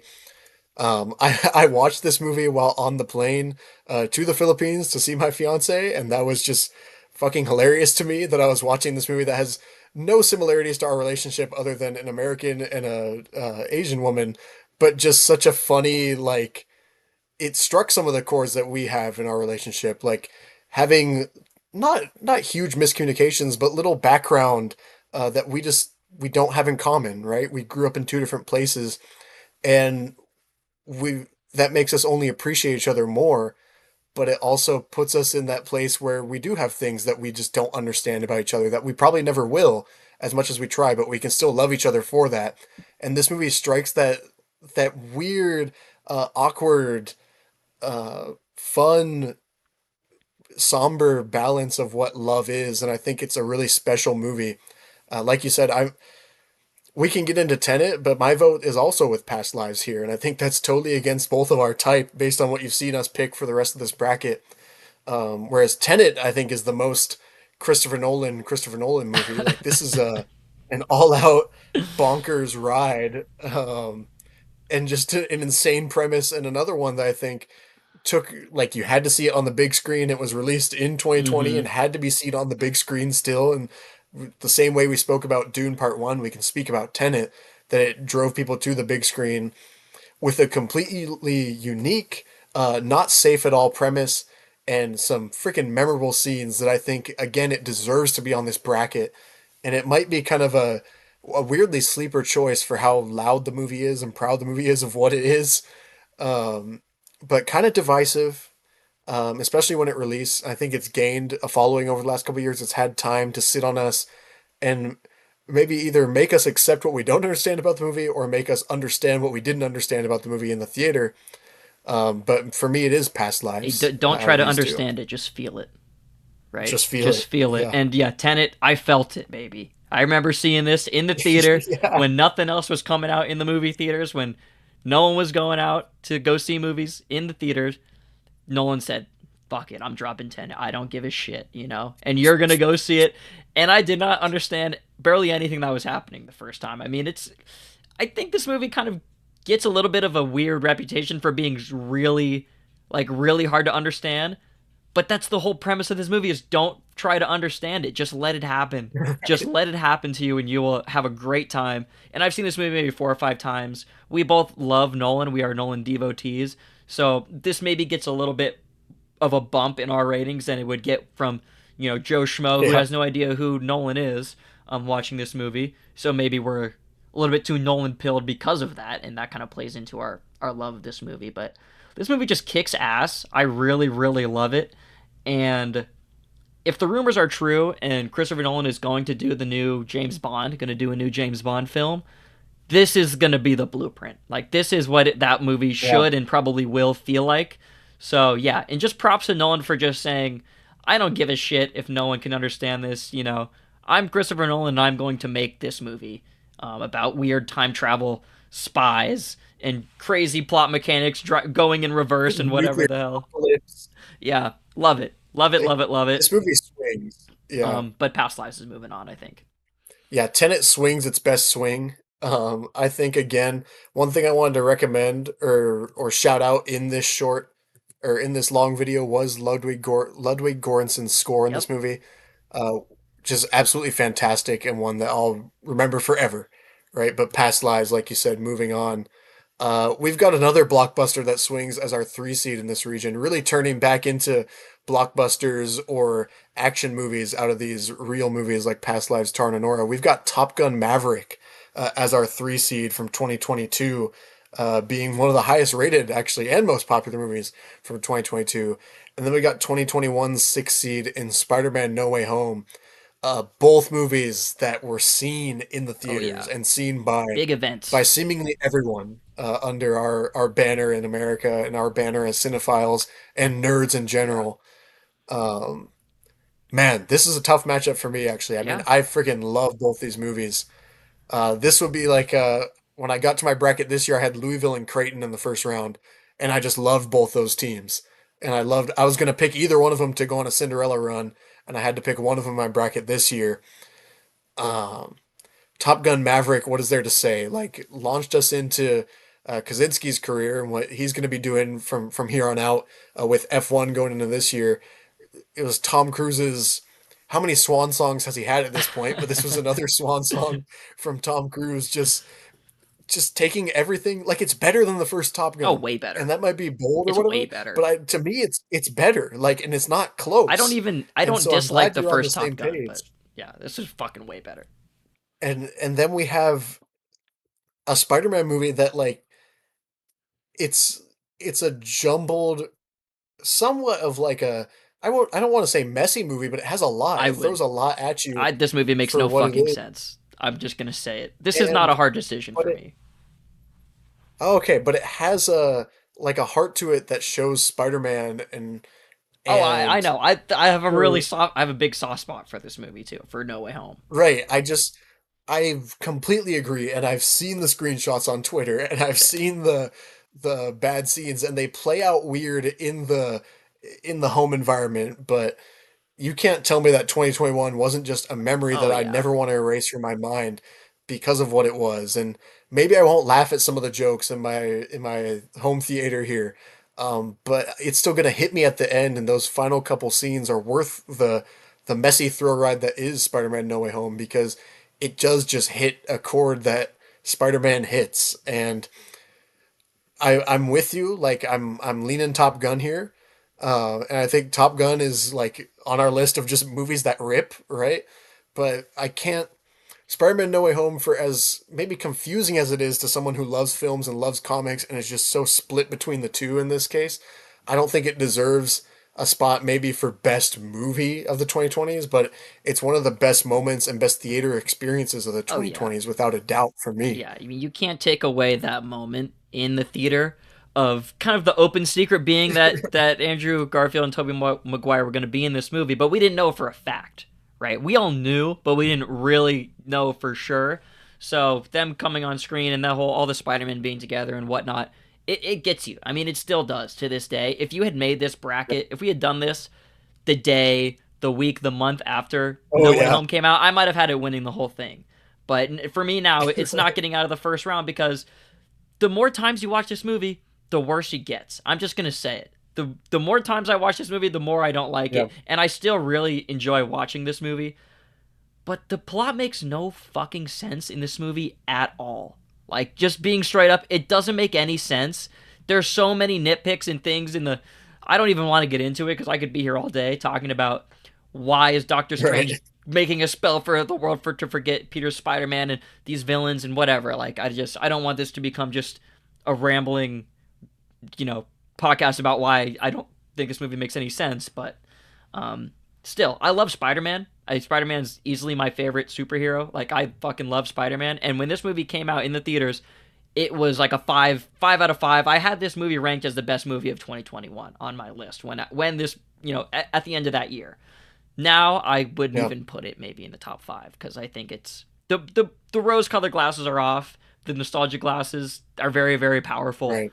and I think with time, it has kind of proven that this movie maybe wasn't worthy of the praise that I was giving it at the time, just because of the messy plot. But there was a lot of great stuff in this movie. All the stuff with Tom Holland's Peter and Aunt May, and him really learning a lesson, and Willem Dafoe back as Goblin and terrorizing Yeah, him. it has consequences in the It movie. does, It really and it does. It's one of the resets. few Marvel movies that And does. it does exactly, and it resets Spider-Man in the MCU. We're gonna see where it goes from there. So I don't want to say I dislike this movie because I still really like it. I think it's still about a 4-star movie for me. But Top Gun Maverick is a 5 out of 5. One of the best movies of this decade. I think, like I said about Oppenheimer and Dune Part 2, like this will be top 5 probably of the decade when it's all said and done, I think. Or at least right now is probably like number 2, number 3 of the 2020s for me so far. Yeah, like I don't know what more you could say about Top Gun Maverick. Everybody saw this, everybody loved it. I don't know if I've ever seen a movie that was so crowd pleasing for so many different types of people. Because No Way Home, obviously the comic book fans are just going insane seeing the Spider-Man on screen, and that's cool. But my grandpa doesn't give a shit about that, you know? But my grandpa was in Yeah, town when he's Top Gun confused as Maverick shit. came out, and we watched the first Top Gun to get ready for it. I rewatched it. I don't know if he'd seen it before. And then he's like, yeah, that was fine, I guess. And then coming out of Top Gun Maverick, he was like, that was amazing. Like, that movie just, Yeah. it feels like you watching that movie in a theater feels like your theater seat is strapped to the side of an F-14 or whatever the hell and just going a million miles an hour. And yeah, Top Gun Maverick absolutely rips. I think this is moving on without a doubt, and I think it will continue to move on Yep. down the list as well. So yeah, Top Gun. No, I agree. It's not a hard choice. It is two movies that I love, and for way different reasons. And I think as the movie magic wears off of No Way Home and the logic starts to creep in, it does. It riffs a weird hole in your movie loving heart because it is not a film. It's a movie. It's a roller coaster. It's exactly what Scorsese talked about. But the magic ain't fucking disappearing from Maverick, man. Nope. That movie has magic, and I don't think it's ever going to disappear No. in or out of the theater. That's a movie that deserves to be like I could watch 50 hours of it on loop. Like it's just awesome. Um, there's not much else to say. You said it perfectly. Like you are strapped in for the experience.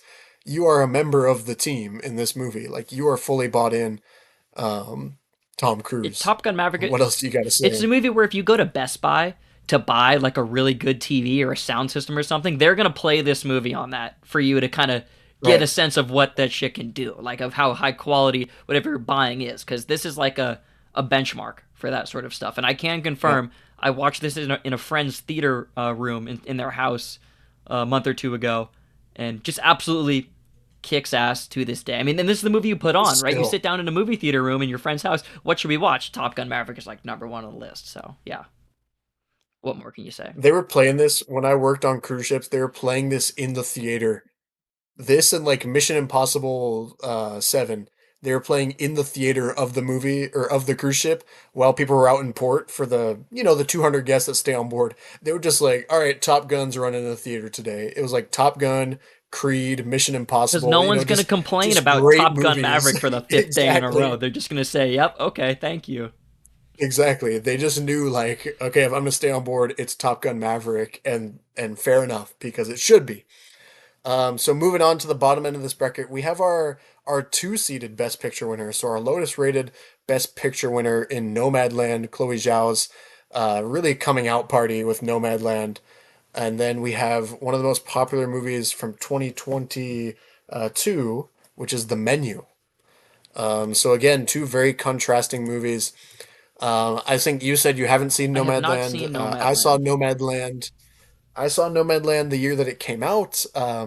I quite honestly do not remember much about it. Okay, I remember liking it, and I remember Frances McDormand giving a really good performance. her third Chloe Oscar, right? Zhao's direction, right, and Chloe Zhao's direction had me really excited for what she could do with a Marvel movie, which There you obviously go. we saw where that goes, but that doesn't impact this movie whatsoever because this is truly a well shot, well thought out, well crafted film in Nomadland, and I think out of the slim pickings that we had for 2020, it was a very deserving Best Picture winner and kind of a fun choice from the Academy. I think with so little things for them to pick that year, Right. they did end up just picking like a movie that stood out to them. And maybe I don't think this movie would have won in any other No. year, and that's not against the movie. I think it's a very deserving Best Picture winner in that year, but maybe not a deserving of all time. And I think Coda fell into the same trap over in our second region that Nomadland is in here, where it's just not remembered. And I think even for as big of a cinephile as you are, if you haven't seen it, I think that shows kind of its impact or lack thereof in Nomadland. And part of that could be how it's been distributed after the movie. I don't feel like this went on the awards run, um, like little victory Well, lap that maybe 2020 Anora's having was right just such now. a weird year, and I think this movie Yeah, will be remembered as the 2020, the COVID Best Picture winner, where in a year where basically nothing was released, this is the film that won Best Picture. But I haven't seen it, so I really can't comment on it more than that. I've known about it, obviously, when it won Best Picture. I was aware of it, and I just, for one yep. reason or another, never got to it. And maybe I will one day, but I can't say that it's very high on my list, just for the fact that you said that it hasn't really stuck around. Like, I don't think after it won Best Picture, I was really hearing anything about it. And I'm a person that seeks things out that doesn't need to be told, watch this, watch this. But I don't know. I've just never really gravitated towards this one. So I do. It did introduce me to Chloe Zhao, even if I haven't seen the film. It definitely introduced me to her as a filmmaker. So I think that's one good thing that came out of this movie, at least. But yeah, I can't really say anything more about Nomadland. It's definitely going to be a piece of trivia, Yeah, right? yeah, I think Coda's going to fall into that same trap where it's going to be the answer that we would know at a bar at a game, right? That we could tip our cap for being cinephiles. But it's definitely going to turn into a piece of trivia, and that's not. I think this movie might be better remembered if it didn't win anything, almost, where they kind of fall into that curse some years of like the best picture winner doesn't get, or like a winner of some of these awards doesn't get the recognition they deserve afterwards, especially in a year like 2020. I think some of the underdog type movies or the ones that really have a force behind it, knowing that it won't win, is when those movies get a great push. And I think that's why, without bringing Anora into this, I think that's part of why Anora winning this year was so cool because it felt like the underdog that had that push behind it and that devoted fan base behind it that wasn't going to win. Yeah. And then it did. And Nomadland didn't get really a chance to have that market behind it. And that's nothing about the movie or the product on screen, but that just kind of shows its impact in this bracket as movies of the 2020s. We also have The Menu, which was it was grandfathered in. It was one of our conference champions for most popular of 2022. Quirky, fun movie. I Really really fun. like it. Me too. I think it's a really fun premise. I think it's Ray Fiennes going all the way out, and has just like some good performances from Anya Taylor-Joy, Nicholas Hoult. The entire supporting cast in this movie is having a really good time. I think the premise of the movie is very timely for when it came out and Yeah. when it was produced. I don't think it reminds me of like the Knives Out Glass Onion movie where they go to the island, right? Yeah. And The Menu is another one where they go to an island and they're trapped on the island and having their meal there by this chef who's jaded at being a chef at this point.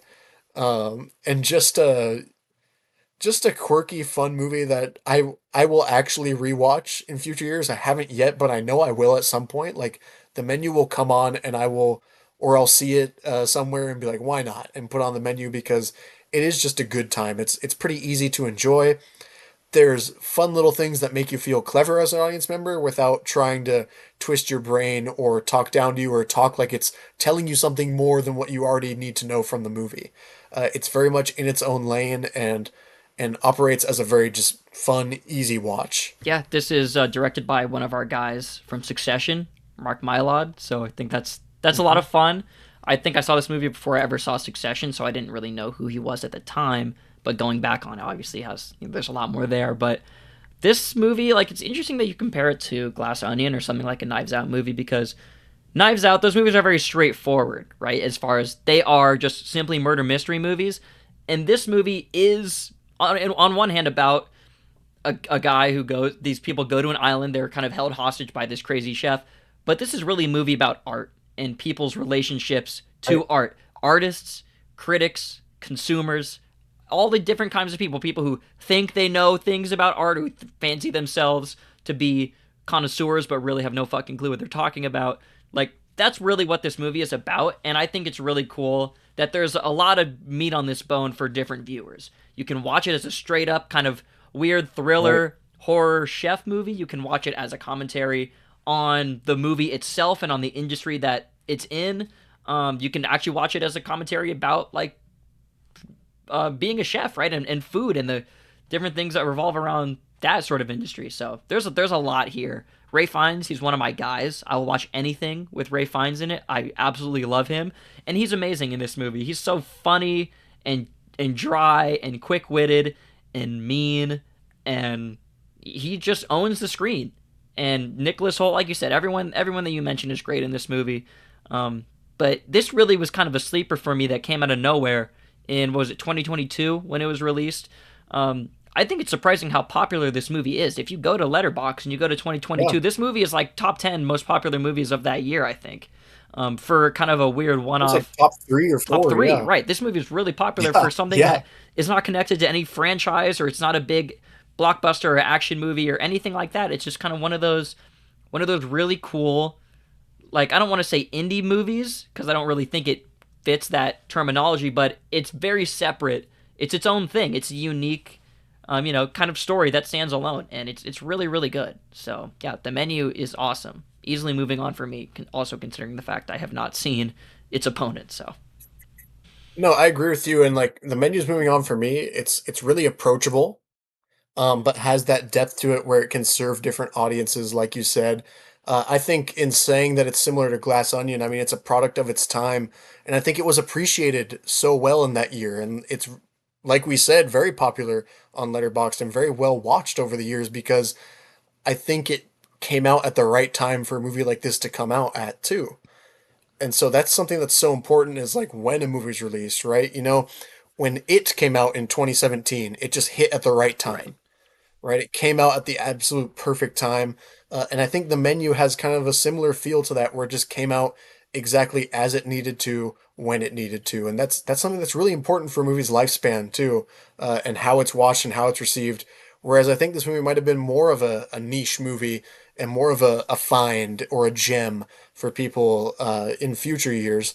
Whereas it's something that really stands out from 2022, which was, again, a loaded year for movies, but we still needed things to watch, and The Menu provided something really good to watch on our menu. Let's go to our last region with our Best Picture winner from 2022. Again, we were talking about a very loaded year. Our Best Picture winner that year was Everything Everywhere All at Once. And then going down, we have a mix of a bunch of different movies. This is a very mixed genre region here, but let's start with Everything Everywhere All at Once and our at-large pick, Prey, as the 8th seed. Very bad draw for Prey here, Indeed. and I think we can't say enough about Prey. Indeed. Yeah. I Um, think we should I probably think it talk was about Prey because I think we probably will. right. This is the last time we'll be talking about it, so we should probably get it all out now. We can talk more about It's everything everywhere later, but yeah. it's become really popular to hate on Everything Everywhere All at Once. I just want to say quickly, Unjust. and I think this movie is fucking amazing and is a movie that anyone could watch and love and find an enjoyment in it. I think if you don't find if this movie doesn't hit your heart, like you don't have a heart. Yeah. Like it's just such Sure. a good movie and such a unique premise. And it's been popular to hate on, whereas Prey is just universally fucking loved by those who have seen it. Yeah. And we are two people that have seen it and seen it Many again. times. And like we said, fucking love this movie. This movie is just absolutely Yep. rips. Again, like we talk about springboard movies on this is making the Predator franchise something that it hasn't been since its inception. Which is good. And just Yeah. good. Yeah, right. But exciting, right? And something that you want to see what comes Uh-huh. next from it. But good, yes. And Prey, I think, is just it's so much more like it is a movie that rips. It is Well, like you just a you don't script have to that's have getting you known to the next anything, action right? scene. You don't have to have You any don't have to have known familiarity with the Predator anything. franchise to think Yeah. Prey is kick ass. Like you don't have to know what the Predator is or any of this stuff with Arnold or anything that we've seen up until this point. And I think it almost works better as a movie if you go in that way, just completely blind. And yeah, Amber Midthunder, absolutely amazing too. I don't think she gets talked about enough. Um, cool to see kind of where she's gone since then. She's in that new movie Novocaine with Jack Quaid, which I haven't seen yet. But I always just say, oh, Amber Midthunder, loved her in Prey. Always down to see what she's got next for us. So Yeah.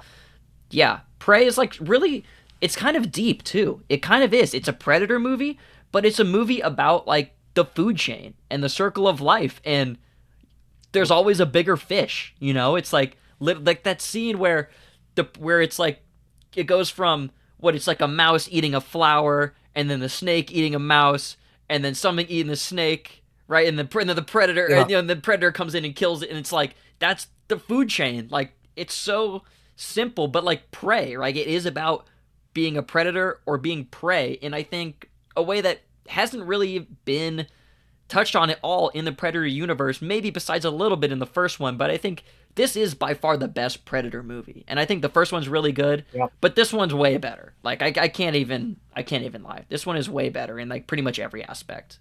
As a not just a movie that rips and great action scenes, as a movie, it's really good. Like it's pretty well written, all things considered. Like it has good writing Yeah. to it. It has characters that you latch onto. You said Amber Midthunder's performance. It's so cool that she's getting more work, and that's because of her just absolutely killing this role in this movie. And I think it has a deep appreciation for the tribe that's telling the story about it. It has these tracking shots and beautiful shots of the scenery, and it very much appreciates this time in the world. And I think it's such a cool, like as a concept, dropping the predator into any situation with historical badasses would work great. Um, but it really does take its time to tell those little stories about the food chain, or give the characters background where it absolutely does not need to.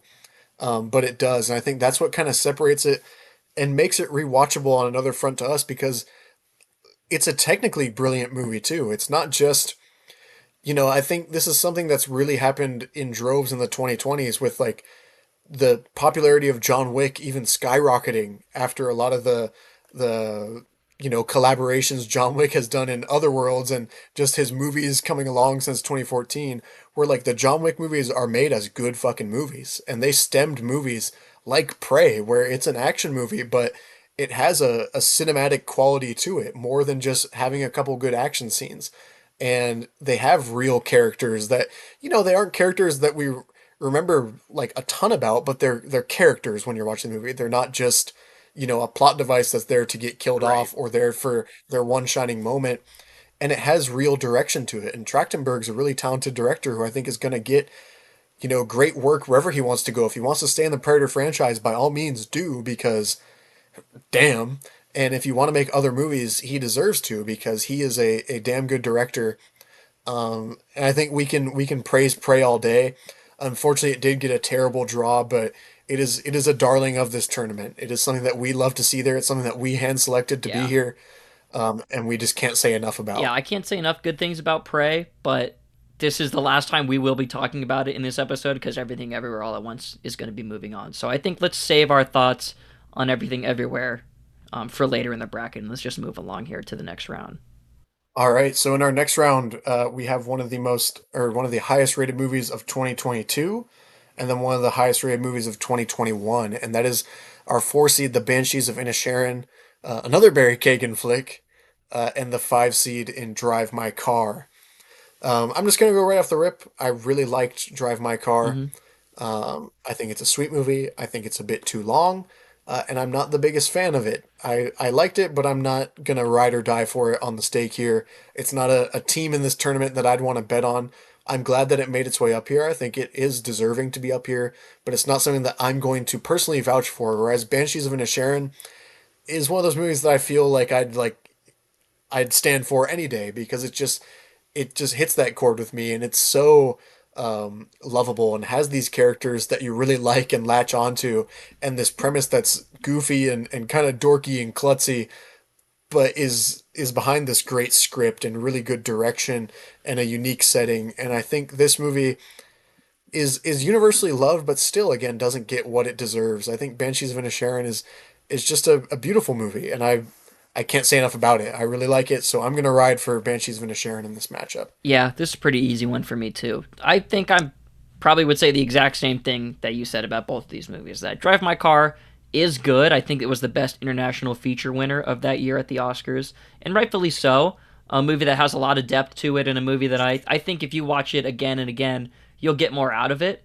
But it did not make a huge impression on me. I think I gave it 3.5 stars on Letterboxd. I appreciate it, and I see what it was going for, but it's just a movie that didn't fully connect with me emotionally. And I think that's different for some other people. I know it was a very beloved movie the year that it came out, and I'm sure rightfully so. I don't have a huge relationship to Drive My Car. Banshees, on the other hand, I love it. I love Martin McDonagh. He's one of my favorite current working filmmakers. The Irish writer, director, playwright. Martin McDonagh is a master at his craft, and his craft is writing snappy, weird European dialogue most of the time. It's kind of melancholic, but also has a lot of humor to it. And then casting incredible characters and actors to casting incredible actors to embody these characters that he's created. And Banshees is such a unique movie. It's a movie that it's not a feel good movie at all. None of McDonagh's movies are, but it's a movie where you really you leave it and feeling, damn, like I don't know, I'm just kind of sad right now. I'm just a little like depressed. Yeah, Honestly, I remember seeing this movie in New York City with my mom, and then immediately leaving the theater with my mom. It was raining outside, and then we had to go our separate ways. I was getting on a plane to go back to school, and she was staying in New York. So it was like that on top of it was just kind of like I'm just kind of sad right now. This movie it's a melancholic movie, but so right. good. And another addition in the Barry playing a weird freak universe that we've already established here. But yeah, so funny, so witty, so unique. really strange premise, all the hallmarks of a Martin McDonagh film, and yeah, I really really like Banshees, and I would recommend it to anybody. Yeah, I agree with you. I think it's a movie that anybody could enjoy, and I also like, But yeah, anybody you also feel could good not watching the enjoy. Like movie. I wouldn't blame someone for not liking this movie as well. I think there's an Oh, sure. acquired Yeah. taste, but I would recommend it because I would want everyone to at least give it a shot. I think no matter what stage of watching movies or how much you enjoy movies or books or any media, I think this is a piece of media that like deserves to be consumed. Yeah, Exactly. Like you put it great. And yeah, like the whole movie I felt good while watching it. I liked the characters and then again, I felt sad it's afterwards. yeah, And I like it's something that I can live in, but I also when I leave it, I maybe don't want to go back to it as much, but I still I have this really cool feeling about it. Like I just it's the way movies should make you feel, I think, where it gives you it impacts you. hmm Regardless of how that is, it makes you feel and I just really like this movie. We'll move it on into a tough matchup into the next round. But yeah, Banshees of Inisherin just absolutely deserves all the praise that it gets when it gets the praise. Martin McDonough comes along every couple years and just drops a fucking gem on us. can't So wait for shout the out to next him. one. Great filmmaker. Can't wait for the next one. Yeah. Whatever it is, we'll be there and Absolutely, we'll enjoy it. absolutely. All right, so we have from 2020 one of the best rated movies, The Father, and from 2023 or sorry 2024 last year we have one of the most popular movies and finally getting Let's recognition go. in anything. Let's go. It's very I'm sure it's happy that it or sad that it missed the Oscars, but I'm sure it's happy that I it's was on sad it missed the Cinema Cult. Oscars. I mean, come on, this was one of the worst Oscar snubs I've seen in recent years. So yeah, The Father. I'm sure I have not seen The Father, so again, I can't talk about it. I know Anthony Hopkins won the Oscar for it. Was this a 2020 movie? The Father, was it 2020? 2020. Yeah, I think a lot of movies released in 2020 with a few key exceptions just completely got kind of swept under the rug and people forgot about. I didn't see this one, so I can't really talk about it. But I will say that Challengers kicks ass on every single level, and I think this has a chance to go really far in this bracket. I think this is another movie that I think everybody, at least most of the people that I know that saw it, loved it for one reason or another. I don't know anything about tennis, and I don't fucking care. Like this movie, just is fucking amazing. Like the characters, the Josh O'Connor, Mike Feist, Zendaya, the what they bring to these characters is something that you can't really quantify. I think I love the script. I love direction from Luca Oshy Guadagnino. Duncan, man. Yeah, another person who you might be tricked into thinking was real if you didn't know otherwise. Right. Um, yeah, amazing score. Probably the worst snub of this category was this not getting nominated for best score at the Oscars. But I mean, just a fucking kick-ass movie. And editing. Editing, cinematography, sound mixing. I mean, across the board, Go down the this movie list. is incredible. It's supposed to be a sports movie, but it's really a steamy romance love triangle movie. This is one of the sexiest movies I've ever seen, and it has no sex in it whatsoever. So I think that's just such like a cool, I guess, pro of the movie. A cool like recommendation. Something that's good about it is, that's how good it is. Is it's supposed to be super sexy, and it is, and there's no sex. So take that for what you will. Challengers fucking kick ass. If you haven't seen it, what the hell are you doing? Yeah, I'm just sure Zendaya and Guadagnino are ecstatic that they have been selected for our bracket. I'm sure. You missed out on the Oscar, but you were on the Cinema Cult podcast, 32 team That's what bracket for matters. best movie of the 2020s, and this is what matters. This is why we have challengers here. It is to move it along into the next round. Indeed. I think The Father kind of falls into the same trap that Drive My Car does, where it was a movie that's in a year that's just weak. And it's nothing against Anthony Hopkins' performance. I think Anthony Hopkins would have won in most years the Oscar, but I think not much else comes of The Father. And I think again it just falls into that like yeah, it was the one of the best rated movies in a year with 30 fucking Right. movies. And is that fair to the movie? No, but I don't think it would be on this bracket if not for the flawed system of automatic bids from each of their conferences being the years in Yeah. this case. So thank you for coming out, the father. You are too old. You are beat by the young, spry challengers and the competitiveness of Tashi Coulda Duncan. She went in there and fucking cleaned up. Her knee is in one piece and she's ready to kick some ass. yeah, And the father is no more. it's a quadruple Moving on to our beatdown. next matchup. What's that? Sorry? That's a quadruple beatdown. You've got Josh O'Connor, Mike Feist, Zendaya, and Luca Guadagnino kicking the shit out of Anthony Hopkins, out back behind the dumpster or something. Just tag teaming you in style. The Substance is our 2 seed for one of the most popular movies of last year, 2024. And then it's against one of our at-large bids, Killers of the Flower Moon. Cody, this is one of my favorite matchups of the first round. Indeed. Um, tough Tough. predicament they've put us in here to be the judges of this. Yeah, this is hard. I mean, I looked ahead a little bit in this bracket, but I didn't fully realize that we were going to come down to this here. The Substance versus Killers of the Flower Moon. That's fucking tough, man. Like, I don't know. I don't even know where to start, really. The Substance, yeah. It's a second round Okay. matchup in round 1. Yeah. Like we're getting to the meat of this thing right now. Uh-huh. So Th- the Substance, what is there to say about the Substance? It is a one of a kind, Indeed. uh completely bonkers, again zany. We got Babylon on the other side, we got the Substance on this side. Not alike at all, but alike in the fact that they are completely over the top. And the Substance, just very sound editing, great sound design, a memorable score, a memorable premise, good direction, great performances Oh, from yeah. Demi Moore and Margaret Qualley, like just firing on all cylinders. And another movie that I think is very alike Challengers in that it's so loud and proud while being also so in tune with the story that it wants to tell. And I think this is one of the only horror type movies that we have on this Yeah, I bracket. I think, think it really is the yeah. only horror movie Yeah. that we have representation from in this bracket. And that's being a 2 seed speaks to how influential this movie has been in a short time. I think it's really captured an audience behind it, and deservedly so.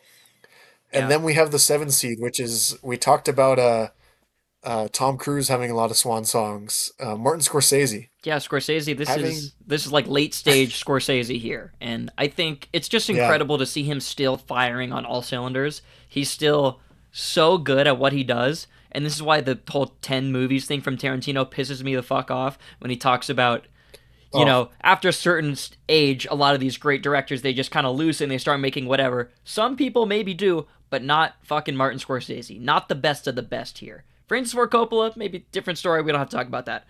There are some truths to what Tarantino's talking about, I guess, but Scorsese's still doing it at such a high level. 3.5 hours, doesn't drag for a second.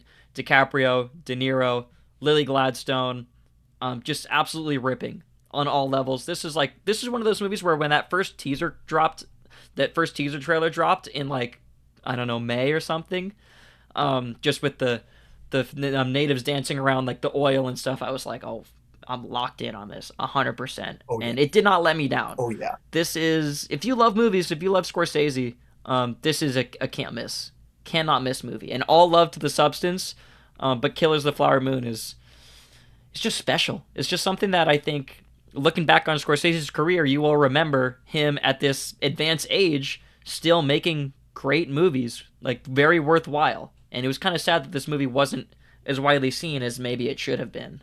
But yeah, both great movies. I could talk about The Substance too for a while, but you covered it, I think, pretty well there.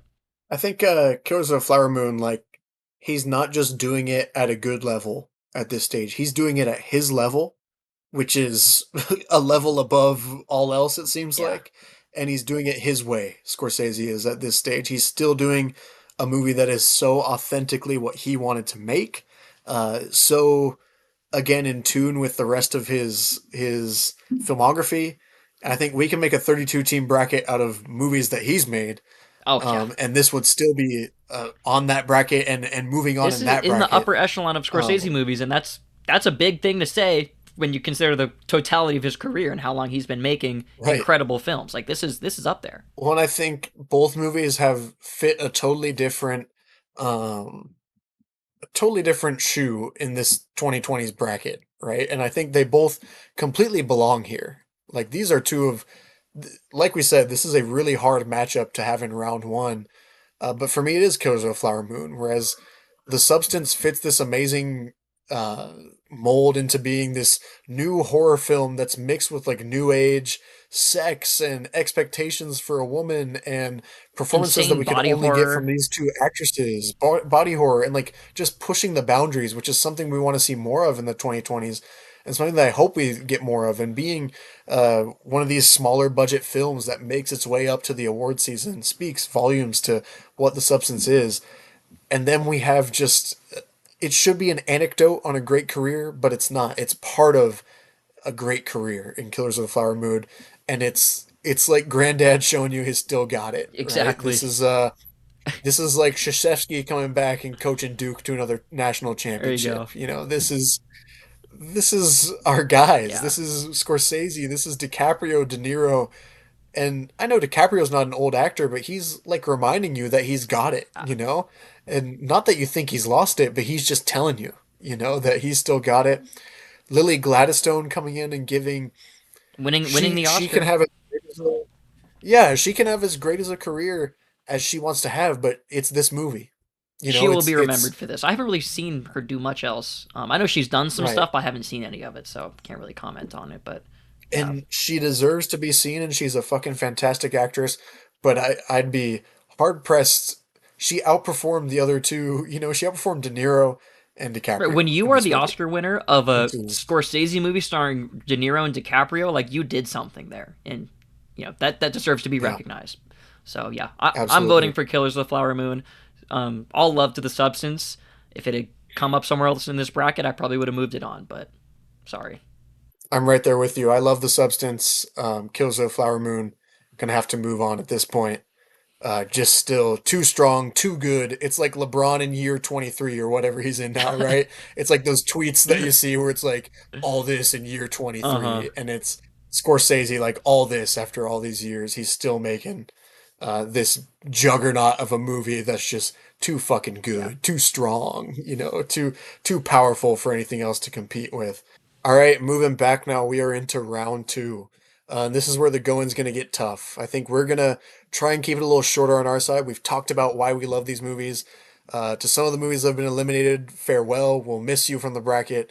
And we're about to make this bracket a whole lot tougher and really sort through the shit that we want to get through in this bracket. And that's going to start with a hard matchup for me, and that is our number one seed in the first region, Oppenheimer, versus our number four seed, Spider Man Across the Spider Verse.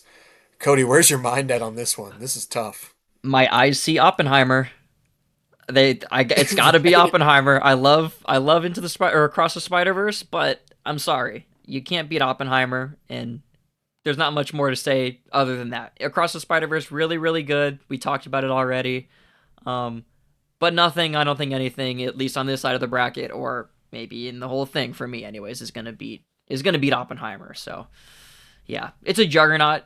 It's one of the best movies ever made in this decade and maybe in this millennium. So it deserves the hype. Yeah, Oppenheimer's at a spot. It's not just in the 2020s, it's in all of movies.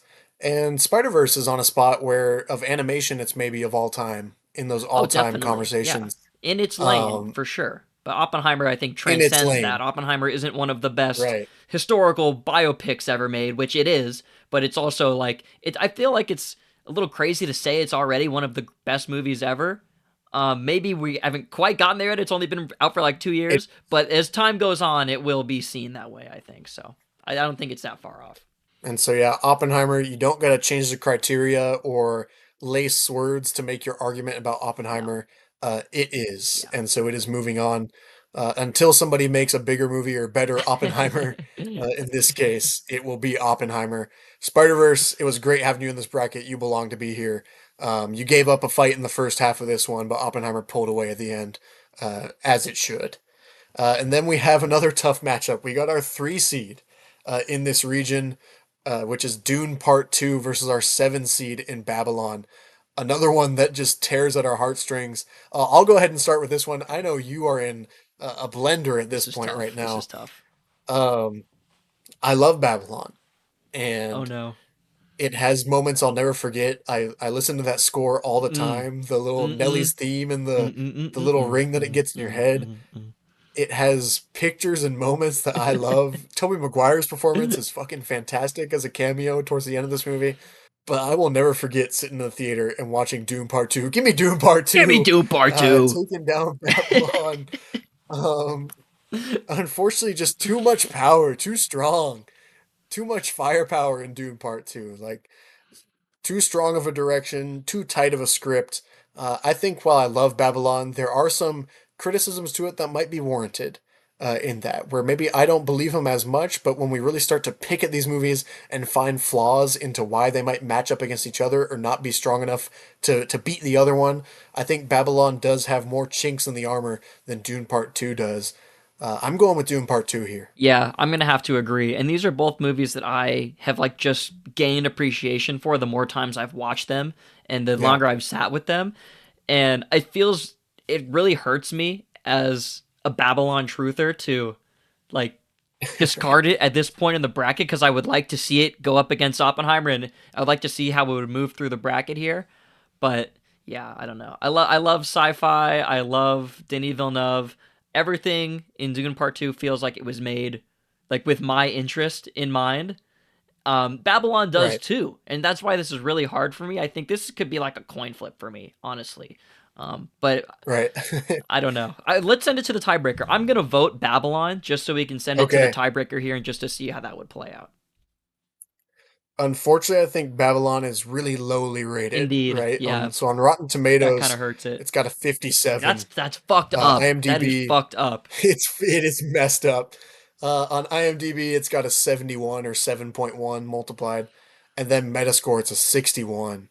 So the average for Ah, Babylon is sitting at 63, which is a fucking disgrace to that movie, insane and disgrace to reviewers all around. for real. But Doom Part 2, 92 on Rotten Tomatoes, It cleaned up. 8.5 on IMDb, and a 79 on the Metascore. So it's an 85.3. They had the analytics on their side, Cody. Babylon was fun. It was a frisky team. It upset Soul, but Dune Part 2 has what you're looking for on its side. It has the meat, it has the analytics behind it. Unfortunately, Babylon, you were great in this tournament and a worthy inclusion, of course, but Dune Part 2 is setting up for a gargantuan matchup in That's a the good Elite one. Eight between Oppenheimer I just and want to Dune say, Part 2. if you are a Rotten Tomatoes critic and you gave Babylon a rotten review, just send me an email. Give me a call. I just want to talk. I just want to know why. I just want to Just have a want to talk. conversation about what the hell you're doing over there at your establishment. But let's move on. All right, moving on to our South region here. We've got the 8 seed, the Green Knight, going on a little run here. Barry Kagan. His little cameos carrying it Let's along. go. He's a good Let's go. support. He's a good role player. He's a good six-man off the bench in the Green Knight. And he's also in the Batman. I don't think he's the sixth man in the Batman, No, our he's 5 like the seed. 10th I man. think he's like the team manager, Right. perhaps. Yeah. You Who's still But getting NIL in money? this matchup, he wins either way here. This one's conflicting for me because I really do love The Green Knight, and objectively, I think it is a great movie. But objectivity goes out the window when the Batman's Uh, sitting on the other side of the table of the bracket here. For me, it just is the Batman. I think it is. While David Lowery's Green Knight is innovative and fresh and new, and I think we talked about all the reasons why we both love it, and it's unique and atmospheric and brings something to the table that fantasy hasn't had. The Batman brings a lot to the table that the superhero genre hasn't had, right. and it is a complete comic book movie that embraces its roots and embraces And film as embraces well, genre. and and embraces its genre and being a murder mystery and being a mob flick and being wearing so many different hats and being the best of all of them, and really fitting a space that Batman's had media about him for years and years and movies since 1989, and there hasn't been one. Well, I think The Dark Knight's better. I think there hasn't been one quite like this. They're still finding new ways to bring this character to us, and I Right. think that's what makes the Batman so good as a movie and as a character. So for me, it is the Batman. The Green Knight for me went on a great Cinderella run, but for me, it is the Batman Yeah, here. I'm going to agree. I don't know if I can call the Green Knight a Cinderella, even though it was the 8th seed here, starting off in the Right? bracket, because I think it's a really, really quality film. But yeah, Yeah. the Batman, like you said, somehow after all the Batman movies we still hadn't quite gotten a hard-boiled detective Batman film, and that's exactly what we got here. Along with some cool action. Pattinson, we haven't really talked about Pattinson, but man, he's amazing as Bruce Wayne and as Batman, even though we don't Yeah. see much of him as Bruce Wayne in the movie. Not complaining. But yeah, the Batman, it clears the Green Knight. I really like the Green Knight, and I like to skew towards smaller films, more personal, independently driven movies that kind of have their own story to tell in their own like self-contained world. And the Green Knight is aesthetically amazing, and it really goes to show you what like stories that still can be told in that kind of vein, like movies that we don't get enough of. I think that phrase gets used a lot, and we get way too many superhero movies. A lot of them suck, but the Batman Right. absolutely kicks ass, and it will be moving on to the next round. Yeah, so Kagan wins it in this round. He was really the difference maker for the Batman. I think while he gave a better performance than the Green Knight, he came through off the bench or as the Well, manager. we'll see his He Joker refilled here. Pattinson's water bottles Yeah, really well as the manager. we'll see. And yeah, I agree. Just Batman, again, like Green Knight beat up on a one seed that was maybe fraudulent in Coda. But when it met a movie of its caliber, it just barely faltered to the Batman here. I think we have This was a nothing bad to close say one. about the Green Knight at all. No, this was Yeah, close. this was a close one. Even as someone who reads Batman religiously, and just embraces the character in full, the Green Knight is a damn good movie, and deserves to be here. We have another tough matchup at the bottom half of this bracket. I feel like every matchup now is a tough matchup. I'm gonna just keep saying it for everyone, but these are tough matchups. The 3 seed Dune Part 1 and the 7 seed Nope. Cody, how are we feeling? Damn. I mean, this bracket's getting tough. I've said that already. This is really hard. I don't know. It's gonna be interesting to see where these Dune movies meet up. This is Dune 1 versus Nope. So Yeah, I think this is where we're gonna have to leave Dune 1 behind because we're sending Dune 2 into the next round already. I don't want it to get to the point where we're going Dune 1 versus Dune 2, just because I don't think that makes. I think that would make for an interesting conversation on one level, but I'd like to have some more variety. And also, yeah, Nope is like just such a unique movie because it's ostensibly a blockbuster or it's harkening back to and referencing other blockbuster films, yeah, but it's really weird and it's not a crowd pleaser. It's gonna leave a lot of people like completely baffled when they leave the theater after this movie. So yeah, I'm gonna go Nope here. I love Jordan Peele. I think he's so creative. I love everything he's done. I think he's one of those guys like Denis in a different way though, where you just have to pay attention to anything that he does. And Nope is like just one of those movies, man, where you either get it or you don't. And I really, really get it. And I think there's more to discover every time you watch this movie. There's more to learn. There's more to appreciate. There's more yeah. to recognize that you didn't recognize before. So yeah, I would send Nope on to the next round here.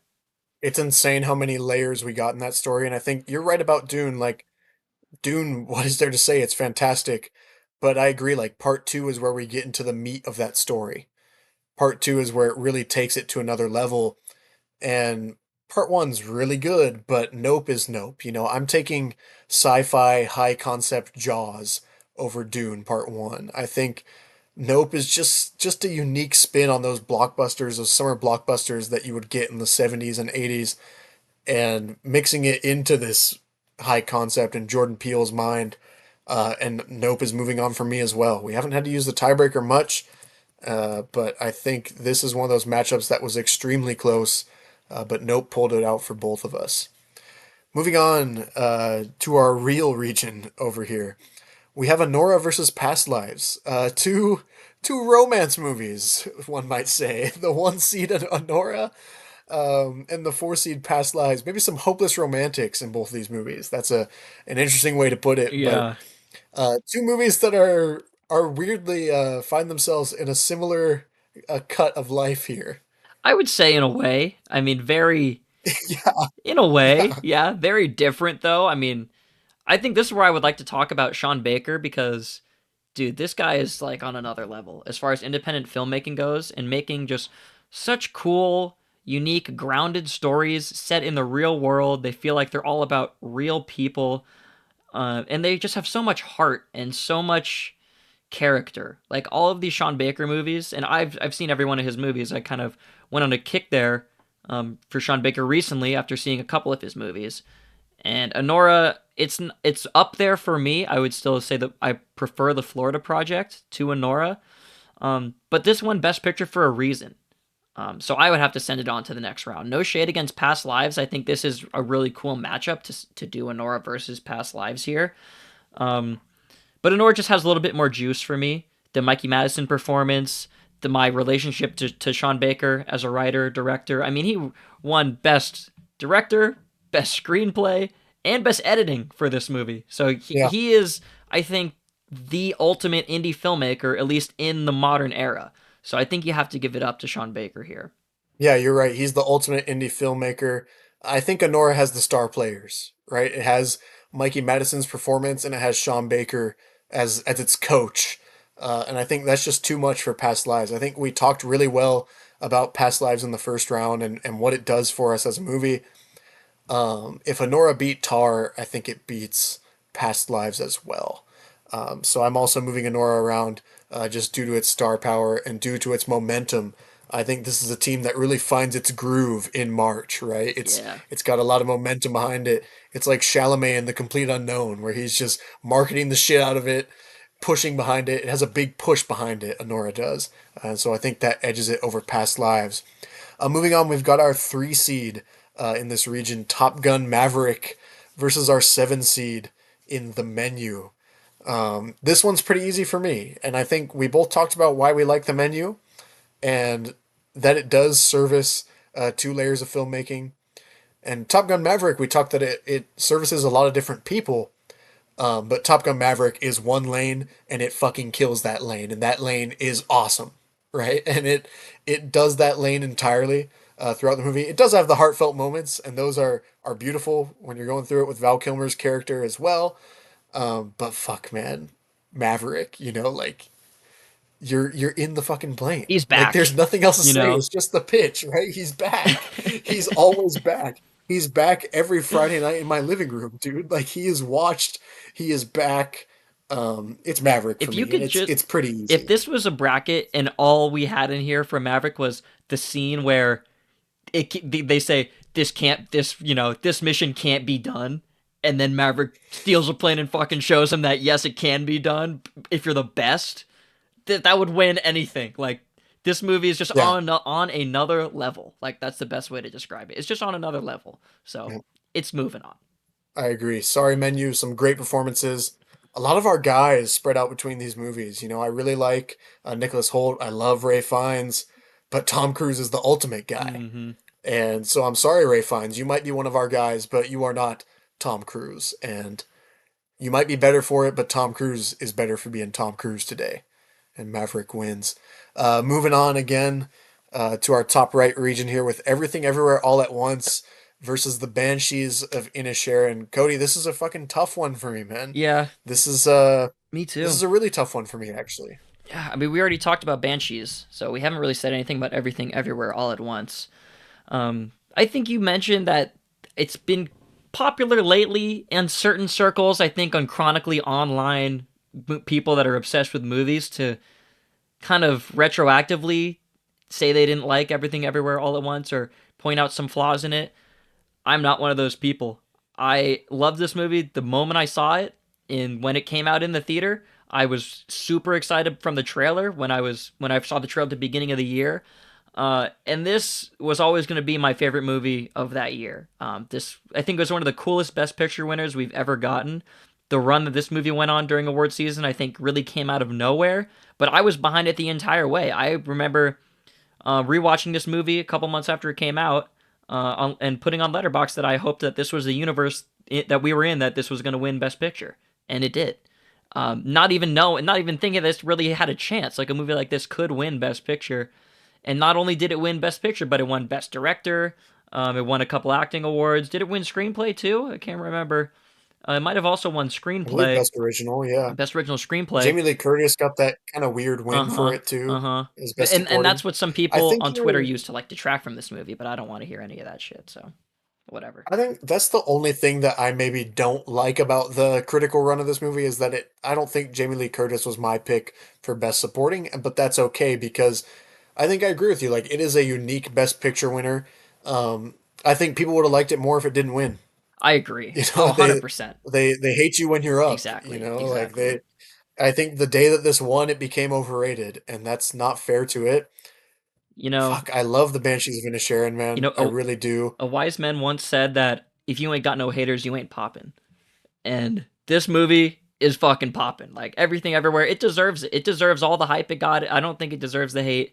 Banshees is great, but everything everywhere, it just hits Yeah. all my buttons. It pushes all my buttons for me. It's sci-fi action, has a lot of heart to it, has a lot of cool stuff to say about life and about family and relationships, and there is just so much there, and it's like such a fun movie to watch. And this movie just felt like Yeah. it was kind of made for me. Like I really like felt that way watching this in the theater, that I had never quite seen anything like this movie. And obviously it's riffing on a lot of very popular movies that were released before it. The Matrix, all sorts of other stuff. We could go on forever talking about the influences on everything everywhere because they're so vast. But Well, it is everything everywhere all at once. It exactly, really is. exactly. It really does live up to its title. Like the title is a great summary of the movie as well. It feels like the slogan for the first line or like the poster slogan that's on the movie, right? But it is the title of the movie because that's the way to describe it. It's everything everywhere all at once. The Daniels, we're starting to itch for your second, Let's see what your they next do. movie, Yeah, I really. gotta see a Let's see what new movie from they these do guys. next. I think the Banshees of Inisherin, while I can't say enough about it, I love it.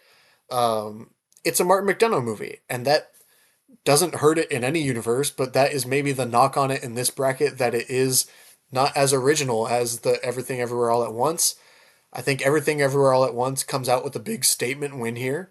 It reminds people why it's in this bracket and why it belongs among the best movies of the 2020. And I think sadly the Banshees they go down fighting, but Everything Everywhere All at Once it takes it from me as well. So it is moving on to the next round. We've got another matchup on the south side of this This is bracket hard. with It's getting tough. Challengers, the 6th seed, and Killers of the Flower Moon, the 7th seed. One of these lower seeds is going to make it into the next round and face off against Everything Ever All at Once. Damn, man, it's another one where Killers of the Flower Moon is pitted up against a new age, completely different movie.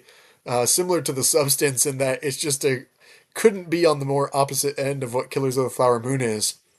Not going to try and find any similarities in these two No, movies. Just that they're damn good movies. That's about where the these are similarities damn end. good movies, starring damn good actors, made by damn good filmmakers. That's where the similarities end, Yep. right there. Yep. For me, I'm gonna go Challengers. I'm gonna say it. I'm gonna go Challengers because all love to Scorsese. We've talked about why Killers of the Flower Moon is so cool, and we really enjoy it. But we've seen Scorsese do crime epics with De Niro and DiCaprio before, not quite in the way that he's done it with Killers of the Flower Moon before. But I've just never seen something quite like Challengers, you know, in a very different way than I've said that like about Everything Everywhere. But Challengers just it's a movie that rips, and I will go with that. It's tight. It's almost the antithesis of a movie like Killers of the Flower Moon, a long, drawn out period piece that's really kind of quiet and contemplative. That has moments of action and tension, but Challengers is just like go go go all the time, and I love it. I love Challengers, and I want to give it the love that it deserves. So I'm gonna pick Challengers here. Okay. For me, it's tough. Like this is like a break down the matchups and break down the stat sheet type game for me. I mean, it's like the old, LeBron, KD, and Steph Curry in the Olympics this year against the newcomers, and it's their chance to show, the world that they still got it. De Niro, Scorsese, and DiCaprio. We got. I think on the acting front, I take Killers of the Flower Moon. I think with the score, I take Challengers. I think with the cinematography, I take Killers of the Flower Moon. I think with the editing, I take Challengers. I think with the plot, I take Killers of the Flower Moon. But if I'm going for original script, like it's definitely Challengers to me. I think I'm gonna have to send this one to the Let's do tiebreaker. it. Let's do it. I love Killers of the Flower Moon. I love both movies. Like what can I say about these movies that hasn't been said? I'm still on the Scorsese train enough to think that this is different enough to separate itself and belong in the best of the 2020s. So I want to send this one to the tiebreaker. So let's see where it's at. So we have Challengers, which is an 88 on Rotten Tomatoes, a 70 on IMDb, 7.0. That hurts it. Fuck. That's low. An 82 on the Metascore. So that's an average of 80. In that case, let's go to Killers of the Flower Moon. It is a 93 on Rotten Tomatoes, a 76 on IMDb, and an 89 on the Metascore, which gives it an average of 86. I'm sorry. I love Challengers, Tough. but it looks like Killers of the Flower Moon won our tiebreaker here. If there were shootouts in basketball or like a hockey equivalent to the Uh-huh. shootout, I think that's what we'd be doing here. But Killers of the Flower Moon, I think again, the old heads come in and remind everyone why they are the legends, and just barely edge out a masterpiece in Challengers in its Indeed. own right as well.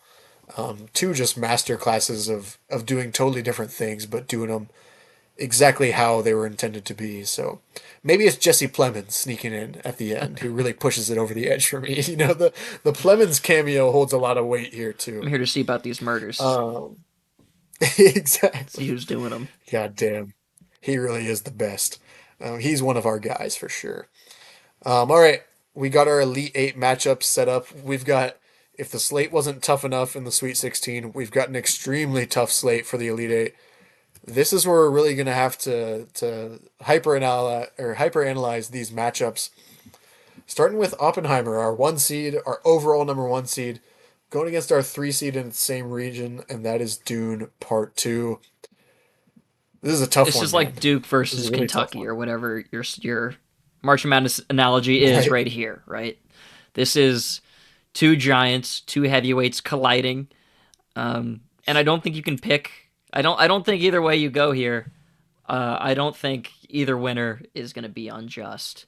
So yeah, these are two kind of movies that I think are kind of similar to each other in a lot of ways because they were kind of marketed and heralded as these giant grand spectacles that you needed to see in IMAX. These are like the two biggest IMAX Right. movies of ever since I can remember. You know, I Yeah. think they've really like ushered in a new era of popularity and relevancy for IMAX that I think maybe hasn't existed, especially in the 70 millimeter IMAX, like the true IMAX format. I think Dune Part Two owes a lot of that to Oppenheimer because Nolan is like this IMAX pioneer who loves the format and like swears by it. And I think a lot of that rubbed off on Denis when he started making both Dune films. And Dune Part Two, I was lucky enough to see both of these movies in the true 70 millimeter IMAX format, the way they were intended to be seen, and like two incredible experiences, two of my favorite movie going experiences of my life. But I'm still gonna ride with Oppenheimer here. As much as I love Dune Part Two, I'm gonna ride with Oppenheimer. I'm gonna pick the Nolan movie. I'm gonna pick the movie that is much quieter for most of the movie. It's people in rooms talking over giant action explosion spectacle, and I think that just is a credit to how good Oppenheimer is. Is that that's the movie that I would prefer. Right. I could echo the exact same thing you're saying. They're two of the biggest blockbusters of our time. I think we'll always remember when we saw these movies and how they both lived up to their hype too, because they Yeah. are just giant, again, gargantuan hype that they both lived up to completely. I think you're right. Like Oppenheimer is a movie that, you know, for being as big as both these movies are, Oppenheimer is about over 2 hours of that runtime is people sitting and talking and dialogue, and that shows how that movie got you to the theater and kept you there and kept this relevancy and was seen in IMAX for being a biopic, Right. right? And either team, however they're making out of this, they're not making it out of this matchup unscathed. But for me, it is Oppenheimer, right? This is a national championship in and of itself right here, Yeah. right? Like these are two of our probably favorites in the entire bracket, and they're meeting up and they are taking their best swings at each other. But maybe Killian Murphy, I think, puts on a star performance. Maybe he hits a late three to pull it away. And Chalamet, the young stud yeah. in Chalamet, puts up a great game. But Nolan, the veteran coach, he's been here Well, before. this is like And while Nolan. Villeneuve is like almost like the Nolan protege in a way, right? Obviously, he owes a right, ton to Nolan. He's a great filmmaker in his own right, but I think these are, and it's interesting that these are probably the two most technically perfect movies on this bracket when you consider everything that goes into making a film: sound, costume design, even of course acting, cinematography, direction. I mean, you could, the list goes on and on and on. yeah, These two yeah. movies, I think, do it better than anybody. So, but one's got to win. One's got to win. One's got to win. I think Nolan takes Villeneuve back to school. Maybe he exposes a rule, calls a good timeout. Does Shows him a little something something where that he's just, little OG move. exploits the rule book a bit. Does something that might be considered a little dirty in Uh-huh, today's game, uh-huh. but no one still got it. And I think that's where Oppenheimer pulls away. Is that they have the star power. I think fuck, like we can compare Villeneuve and Nolan all day, and that's a insane comparison to make because they're both just so incredible. But I think really Oppenheimer just pulls away at the end here. Uh, we've got a matchup of two giants from 2022 as well. This might be the personal toughest one for Mm. me, just with what I love, and that's our 5 seed, the Batman, versus our 7 seed, Nope. They've both went on really good runs here. Um, one's got to win here. Yeah. One's got to I, win, Cody. I- What are you I'm thinking? gonna say nope because I'm gonna pick the. I guess I don't know about cooler, but the more movie brained choice of the two, right? The more it's nope is the high concept, super unique, super original film from the budding, I don't know about budding, but from the newly announced, newly crowned like auteur guy to really watch in the movie of in the world of movies, in the world of cinema. So I'm gonna pick Nope here, no shade against the Batman, but I'm just gonna go anti comic book film here, even though we've already discussed about how the Batman is kind of almost an anti comic book movie in and of itself. But I'm gonna go against the superhero genre here, and I'm gonna go with Nope. It's one of the most comic book movies, like accuracy to the comics and homage to the comics, while being not at all what the comic book movies have That's become, what I which I mean. think Yeah. is so cool, right? That it's the best of both worlds, where it is a something that embraces the comics but doesn't fall into the trap of being a comic Right. It book embraces movie. comics, but it doesn't Well, necessarily embrace comic book yeah, movies, which is really cool. yeah, it's so cool. Absolutely, like one of the best, like from the first trailer to watching the movie to watching the movie 10 more times, one of my favorite movies of all time. Sure. But I agree, like I think Nope is a little bit tighter. I think that's where Nope wins it for me, is that Nope is just a little bit tighter, a little has a little more well thought out script. It doesn't I think for the Batman, for I could watch it forever. Maybe the Barry Kagan cameo hurts it here, right? Just being kind of thrown in at the end. I think Nope, everything moves with a purpose. And I think the Batman, damn near everything moves with a purpose. Every, like 99% of its fiber, its being, moves with a purpose for the next scene. Whereas I think Nope is just 100% there. And again, this is picking two of my absolute favorite movies from the past 5 years, and probably on my list of top, I don't know, throw a number out, like 50 favorite movies of all time. Right. Uh, but I think for the best of the 2020s, Nope will have to move on here. Objectively, we'll have to move on. It hurts my heart to pick against my boy Batman. Robert Pattinson, you're a star player.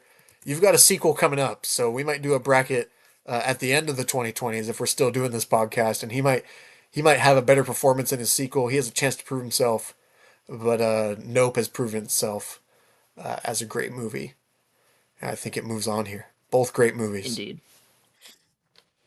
All right, in our real region, we've got the most polar opposite matchup that you could ever think of, and that is Anora, our 1 seed, our Best Picture winner, with all the juice behind it. A young gun, Mikey Madison giving that performance, a new coach on the scene, Sean Baker, a self-made coach, right?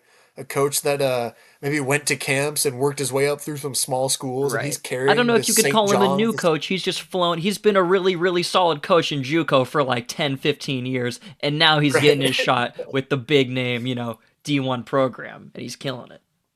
And they're happy as hell to be here, right, in the Elite Eight. Whereas Tom Cruise, the zesty veteran man, he's fucking here. Yeah, And this is still, for Tom Cruise's career, this is still his one shot in this 2020s bracket. And I think he makes the most of it here. I think we both love Honora, and we've talked about it on and off the podcast. Like, this is a unique movie, and I think like we talk about Everything Everywhere All at Once being a unique and fun win, Honora is every bit of that. Just a fun win for Best Picture.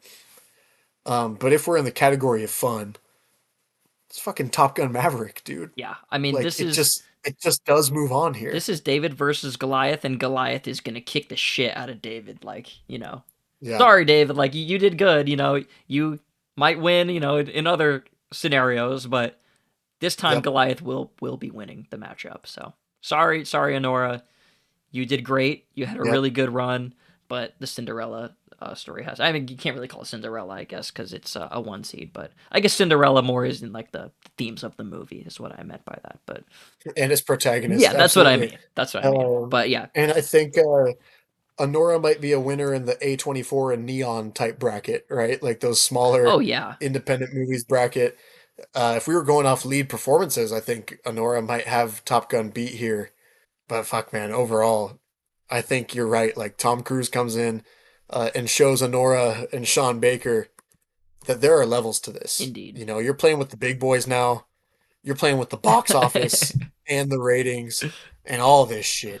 And we got funding behind us, and we've got cameras latched onto planes. Our pitch is better than your pitch. Our movie is better than your movie. Our digital effects are better than your digital effects. Like we will go, Top Gun will go bar for bar with Honora, and make sure, if Honora hits a three, Top Gun comes right back with a 3 pointer Yeah, too. the They're not and one backing down three. from this challenge at all. Exactly. I think they're not backing down from this challenge at all. So I got Top Gun moving on as well. So we've got 3/4 of our final four here. And I think fittingly so in Region 3, we're down to two really great movies. Obviously, these are all great movies that we have on this bracket. But Everything Everywhere All at Once, our one seed, our Best Picture winner, going up against a seven seed, another seasoned veteran, Killers of the Flower Moon, making its run here. Cody, what do you got? This is going to be my second straight vote against Scorsese, as much as it pains me to say. Everything Everywhere All at Once just takes it for me. It's just, like I said before, super, like, hyper original, really just out there and funny, and it's just so unique, and it's also by guys who I had never heard of before. You expect great things from Martin Scorsese. I had no idea what to expect going into Everything Everywhere All at Once, besides what I had been promised in the trailer. And not only did it deliver on that premise, but it like far, far, far exceeded my expectations, and was a movie that really I just could not get out of my head for a very long time. That's nothing against Killers of the Flower Moon, but Everything Everywhere is just it just has that like it factor to me that just kind of puts it over the edge. So, Cody, picture this. It's like, I guess not third quarter because it's college basketball, right? So there's like 5, 7 minutes left in the game. Killers of the Flower Moon's got a 2 possession lead. They've kind of controlled the game. They've controlled the tempo. De Niro's dribbling the ball down the court. Okay, De Niro, I'm De picturing. Niro he's backing up Jamie Lee Curtis into the post. He goes to take a turnaround J, and De Niro's ACL just fucking shatters. It tears. And Imagine he's wearing like it's those too goggles much. too, the weird like owl-looking goggles that he wore on the. Yeah, he's wearing the goggles. He's looking like Kareem in his prime. And it's just too much for De Niro. Like he's taking the turnaround J, he goes up, his fucking ACL, his Achilles, all of it. Like his leg just it can't take the tournament. And so Fuck, I had this idea as you were speaking, and I was trying not to laugh as you're speaking, but fuck, man. Ugh. Oh, as we're picturing these, I'm picturing the whole thing as basketball teams, right, going up against each other. And unfortunately, like the old men just like they run out of firepower. Yeah, They just can't keep up. They've been dictating the game for most of this matchup, and sadly, it's just like they can't play at that pace anymore. they're trying to control the pace, and then And Daniels and Michelle Yeoh and Kiwi Kwan, they're just like running a yeah, fast break, just back and forth. Like fuck. you just can't stop them. They Yeah. can't keep up with the tempo. Well, they get into their karate mode and shit, and they go to different universes on them. Like you're just so fucked. They're attacking you from all angles, and I know we're not talking about the basketball matchup of these two movies. That would be an entertaining ass video to have them all as basketball characters. I think we'd come down to Spider-Verse versus Everything Everywhere All at Once, There you maybe. go. Um, but yeah, I just think Everything Everywhere All at Once just outlasts them for Killers of the Flower Let's Moon, go. and makes its mark known in this Here tournament. we It go. gets to the Final Four, and you can't say it's fraudulent. They've beaten some really good teams getting here. I think again, like it gets hate online and gets this weird circle of people who claim they didn't like it. I think that was one of the funniest reviews I saw of the movie was like, I'm giving this movie a 9 or a 10 before everyone else says that they fucking hate it. Right. And it's come true. The prophecies come true. But like you said, they got haters and they're fucking popping. If you ain't got no They're hitters, you popping ain't like popping. they're popping like De Niro's ACL, God. and they're in the Final Four. All right, Fucking let's hell. keep this on track Who let us here. do this? All right. Oppenheimer, our 1 seed in the Final Four of the bracket, versus a 7 seed. A Cinderella Let's go. story in Nope. Unfortunately, I think the glass slipper is falling off of the flying hat in Nope. I think Oppenheimer, um, both are tight scripts, and I think I just talked about Nope having 100% to the Batman's 99% of being tight scripts. Oppenheimer's longer and keeps it tighter for a longer amount of time.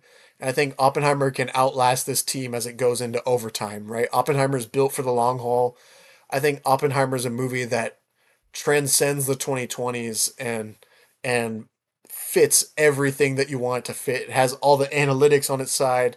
It has all the stats behind it. It has the star power. It has the star player in Cillian Murphy, the great coach in Christopher Nolan, the great direction from him.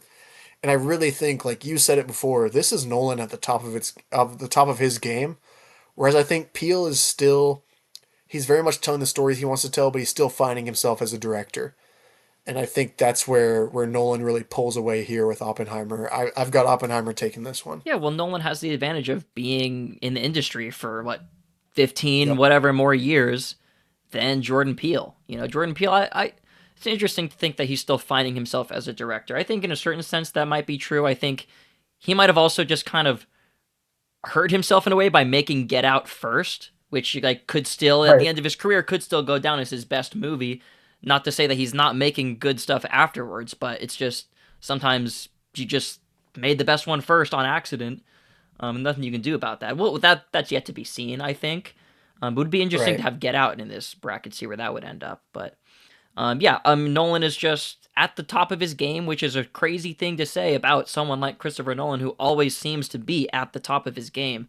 But Oppenheimer is that good. It is that crown jewel in his crown as a filmmaker, and I think everything after this is just going to be gravy. I think he can absolutely still make insane, incredible movies after this, and I think really interested to see what he does with the Odyssey. Um, but Oppenheimer, for me, I think it's going to go down in this decade as one of the best films in this decade. And as we said before, it's going to go down as one of the maybe greatest movies ever. So, yeah, it has the whole supporting cast. It has everyone. Everyone is shooting lights out in this on this team here. You know, it's not just Cillian Murphy running point and dishing to everyone else, and also he's got the triple double going for sure. But you've got RDJ going like Klay Thompson. He's scoring like 37 points in a quarter or something. Matt Damon's got a solid 20 and 10. Emily Blunt's got Dude, 15, 20 points. Emily Blunt's an enforcer. She's an enforcer in the middle too. She's a tough There you defender. go. Florence Pugh off the bench. Right. like you got depth in these performances. Casey Affleck coming in Casey and Affleck, having a plus minus of right? 10 Benny in his 5 Safdie, minutes. like everyone is just He's in for just a few minutes, but he makes an yeah. impact David on the game. Krumholtz, like everyone is just playing their asses off because they love their coach so much, and their coach knows how to get the best out of them. So Yeah. that's why Oppenheimer's moving on. This is a championship roster, Indeed. and they're going to be in our championship game. They've taken the time, they've proven themselves. I think it all comes together for them with a magnificent performance in the Final Four. Just coming into the championship as overwhelming favorites against whoever they're going to play because they are just such a dominant team. This is, again, Duke in their heyday, just fucking running through the bracket. Nope, it's a great movie. They're both going to age really well, but Oppenheimer has that timeless quality to it. Where Nope does too, but Oppenheimer has it. Hmm. It just has it in full. We got our next matchup, our one seed, Everything Everywhere All at Once, making its run to the Final Four against Top Gun Maverick, the 3 seed down here, which raced through a bracket that I think it was really well equipped against. This might be its first real big test in Everything Everywhere All at Once, whereas Everything Everywhere All at Once is battle tested in this tournament. How do you see this one playing out? This is really really tough, and I like what you said there. It's like these are two movies that I think have skated through their sides of the bracket pretty easily. I think they've had some decent challenges. I think Banshees put up a decent fight, and so did Killers of the Flower Moon. And then on the other side here, I think Honora put up a good fight against Top Gun. But yeah, this is really tough. I'm gonna have to give the very slight edge to Everything Everywhere All at Once, just for the fact that I have to honor first my 2022 letterbox list, which does place Everything Everywhere at number one, and then Top Gun coming in at a close second. Both 5-star Oh, movies right. for This is me. the same year. Yeah, released in the same year. So these are both 5-star movies for me, both amazing in really different ways. But I just have to give it to the movie that's more unique, the movie that is so original and so wild and crazy and made by these guys that no one had ever heard of before. And also a movie that revived the career of one Kiwi Kwan, who now has gone on to kind of become this new Jackie Chan figure, this action kind of hero. He's doing the same kinds of roles that he was lucky enough to get in Everything Everywhere All at Once and win the Oscar for. And Top Gun is just, it's amazing. It's a kick ass action blockbuster that is so crowd pleasing and that everyone loves. And I'm sure half the people listening to this would pick Top Gun over Everything Everywhere All at Once, or maybe even more. Maybe it's just my personal preference. But yeah, I'm just going to go with the movie that's not a legacy sequel, the movie that is completely and totally original and stands on its own 2 feet, even though it is absolutely lifted up by, I guess, all the references, all the stuff that's pulling from other movies and genres and whatnot. But this is more of, in a different way, right? It's not a direct sequel to anything. It's its own movie. It's super unique, super fun, and yeah, I love it so much. I love both these movies, but I'm going to give the very, very slight edge to Everything Everywhere All at Once. I agree with a lot of what you said, and I think you can shape the argument for like either movie if you pick it to win. You can shape the argument however you want because Right. they are just such good movies, Yeah. and you'd be totally justified to do so. I could be on the side of Top Gun is a legacy sequel, almost what like 30 years later, Hmm. or damn near almost 40, like more closer to 35, I believe, from the original Top Gun, and just still hits on all cylinders and brings like a franchise back that wasn't really a franchise Right. and makes it into something worth everyone's time. And Everything Everywhere All at Once is trying to wear too many hats maybe, but I think it comes down to the fact that Top Gun has one pace of play and that's fast and furious, whereas Everything Everywhere All at Once is able to adjust to all that, right? Like it has the heartfelt moments, whereas Top Gun has one of them. And there's the Basically hugs, one. and there's the sun being there, and Miles Teller's character, and there's Val Kilmer's ice coming back. But I just feel like Everything Everywhere All at Once takes more time in those moments and is more comfortable in those moments of the game, in the lulls, in the slow parts of the game, and it can play at a fast pace too. And I think just like that's the only way I can logically separate it because I don't want to pick one of these over the other. And I think just in a bracket, like movie for movie, I think Everything Everywhere All at Once just has more to offer. and that's where it pulls away for me, is that it just gives us more. It really is, again, like there's so many different ways to describe it, and it's what the title is. It's Everything Ever All at Once. It's one of a kind, and I think it deserves to be in the final for this. I think it gets, again, we've talked a lot about where it sits online, and I think it's still like it comes into this tournament and it reminds people why it is what it is, and it's reminding me how good the movie is, because I think it's one that I haven't rewatched it, but I really fucking like it, and I would rewatch it. I just don't.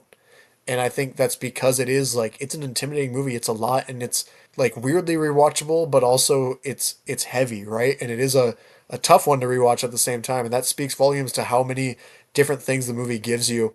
I think it just is better than Top Gun Maverick as a movie, Yeah. and that's where I'm at with it. Our final matchup. I didn't know if Everything Ever All at Once was going to be here. I think Oppenheimer was just such a favorite Yeah. coming into this bracket, and it got here. It got here through a gauntlet. It played some tough It did. movies. It had some tough matchups. Spider-Man Across the Spider-Verse. It beat the Dune, which beat Babylon, right? It beat Nope, which beat the Batman and Dune. So it beat some teams on some hot streaks, but it got here relatively easily, compared to Everything Ever All at Once, which wasn't as tested, but maybe had a tougher road for us voting it and getting here. Beating Prey, one of our absolute favorite movies, a Sure. great Cinderella seed. Beating Banshees of Inisherin, a heartfelt movie that we just can't say enough about. Beating Killers of the Flower Moon, which barely edged out Challengers, and reminding the old heads how it's done. And then beating Top Gun Maverick, which skated through its bracket against Sonora, The Menu, some of the biggest moments in Spider-Man No Way Home. Tenet was in that bracket, Tar, Past Lives, some great movies down there. But really, it does come down to Oppenheimer and Everything Everywhere All at Once. Man, this is a championship matchup for the ages. I think if we did this bracket in 2030, looking back at the 2020s, I think I mean, I want movies to be great for years to come, and I'm sure we'll have some great movies coming up.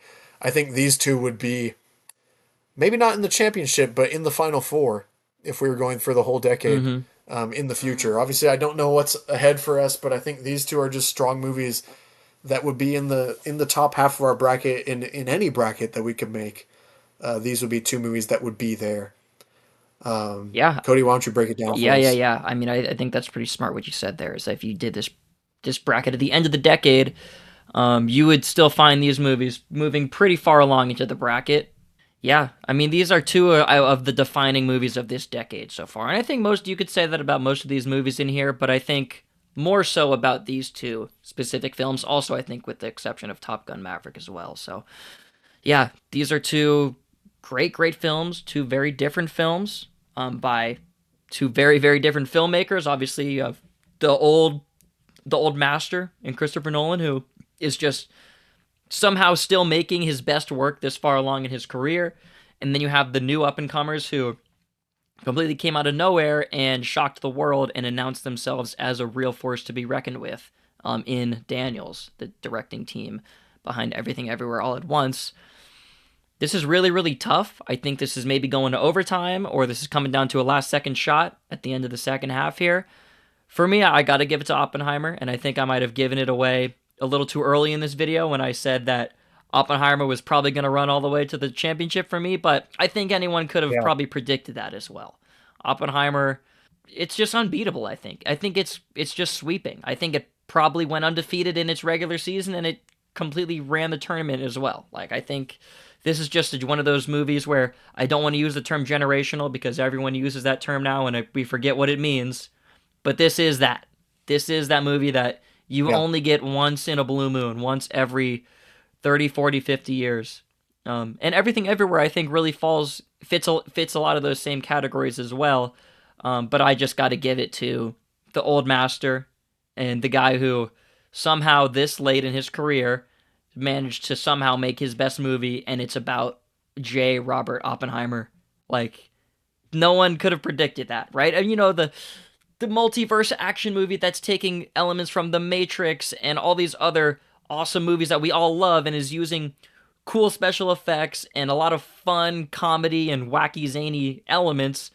And that's you could predict that, right? Anyone could say that, oh yeah, of course, people are gonna like that movie. That movie's gonna go far. Oppenheimer is just people sitting in a room talking to each other for like 95% of it, and it somehow works so well. And it's a testament to the script. It's a testament to the direction, the acting, and then all the other technical elements just lift it up too. The cinematography, the score. All you have to do is, if you were lucky enough to see this movie in an IMAX theater, all you have to do is watch that atomic bomb test sequence in 70mm IMAX, or even anywhere. I mean, that's the ultimate format. But even watching it at home, It dropped your jaw no matter where you were. exactly. Even rewatching it at home, it hits just as hard. Yeah, this is one of those benchmark movies that we'll be talking about for a very, very long time. I completely agree with you. I think Oppenheimer, we're halfway through the decade. I don't see anything beating this. And It's hard to I say. obviously haven't seen It's hard to say, I but haven't seen the next 5 years of my life, I but agree. it's fuck, it's tough. I think this is like, The Social Network came out in 2010, and that just defined Right. the 2010 Right. me, and was the movie of that decade. And while Oppenheimer maybe doesn't define the times that we're in, I think it very much defines the movies that we want to see on the screen at this time. And it's Nolan taking all that pressure on his own back, basically telling the studio how he's going to make the movie. He wants the final cut. He wants to save the budget. He wants it to have this crazy release schedule in theaters where it's only in theaters for a certain amount of days. Right. And This is like he old fucking school delivered. cinema being done in the new age. And I fucking Yeah. love it. This is independent filmmaking from the biggest director on earth, and blockbuster style, like funding and studio behind it. But I think somebody got a lot of flack recently. It was one of the actors that worked with him who knows more about movies than we fucking do, so I don't know why he's getting flack for it. But he said that Nolan approaches it like an independent filmmaker and how he does it on the set. Yeah. That was And I think Oppenheimer who's that? kind of John fits that bill Magaro. in a weird way. Okay. John Magaro, yeah. And I just think he's like, I haven't worked with Nolan on a set, obviously, but I think he's absolutely right in that this is this is filmmaking to its core, to its love, to the passion of filmmaking and acting and everything that encapsulates what a film should be. Not a movie, a film, right? And maybe both, right? Maybe a movie, a blockbuster, a film, but a biopic and a 3 hour epic and a downer, right? Like it leaves you on in a weird place, It's such and a great in a ending. sad place, Such a great but ending. it's such a good ending and such a like chill-inducing ending. I don't think Everything Ever All at Once, it gives me moments. It doesn't give me chills like that, like But Oppenheimer it's also did. bolstered by, And I I think, think, probably one of the best performances of this decade, too, which is Cillian yeah, Murphy. I think if you did this bracket with performances, you might end up with the same result here at the end of the day. yeah, Cillian Murphy and his stone cold eyes, man. Like he is Oppenheimer forever. And I think it's crazy. Like he's been such a great actor and such a beloved. Like he would be one of our guys, but now he's on a different level that we can't say he's one of our guys, right? Yeah, Because he's Cillian Murphy now. Like yeah. he's really his own actor now.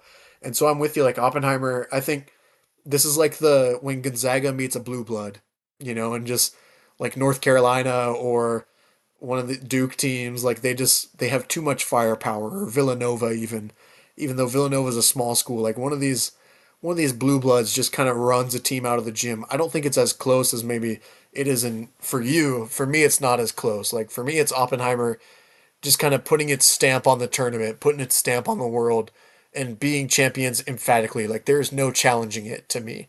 There's no controversial whistles. I don't think anyone gets outperformed on either side. I think Everything Ever All at Once has a lot to write home about and can feel good about its performance while also acknowledging Oppenheimer as our champion here. We could go on about it for days and in so many different ways, but Oppenheimer really is just special. And I think, again, a movie that is going to define our decade and going to define our generation for years to come. Until somebody makes a better movie, until somebody makes a bigger movie, it's Exactly. gonna be Oppenheimer. Yeah, until someone builds a bigger bomb, this is going to be the bomb, the weapon to end all wars or whatever, insert your analogy here, I guess. But yep, Oppenheimer's the winner. I can't say I didn't see this one coming, but it was still fun to do. I mean, this was a great bracket with a lot of worthy inclusions. I think we did a pretty good job. I don't think we did anything too controversial here. Not saying being controversial is necessarily a bad thing.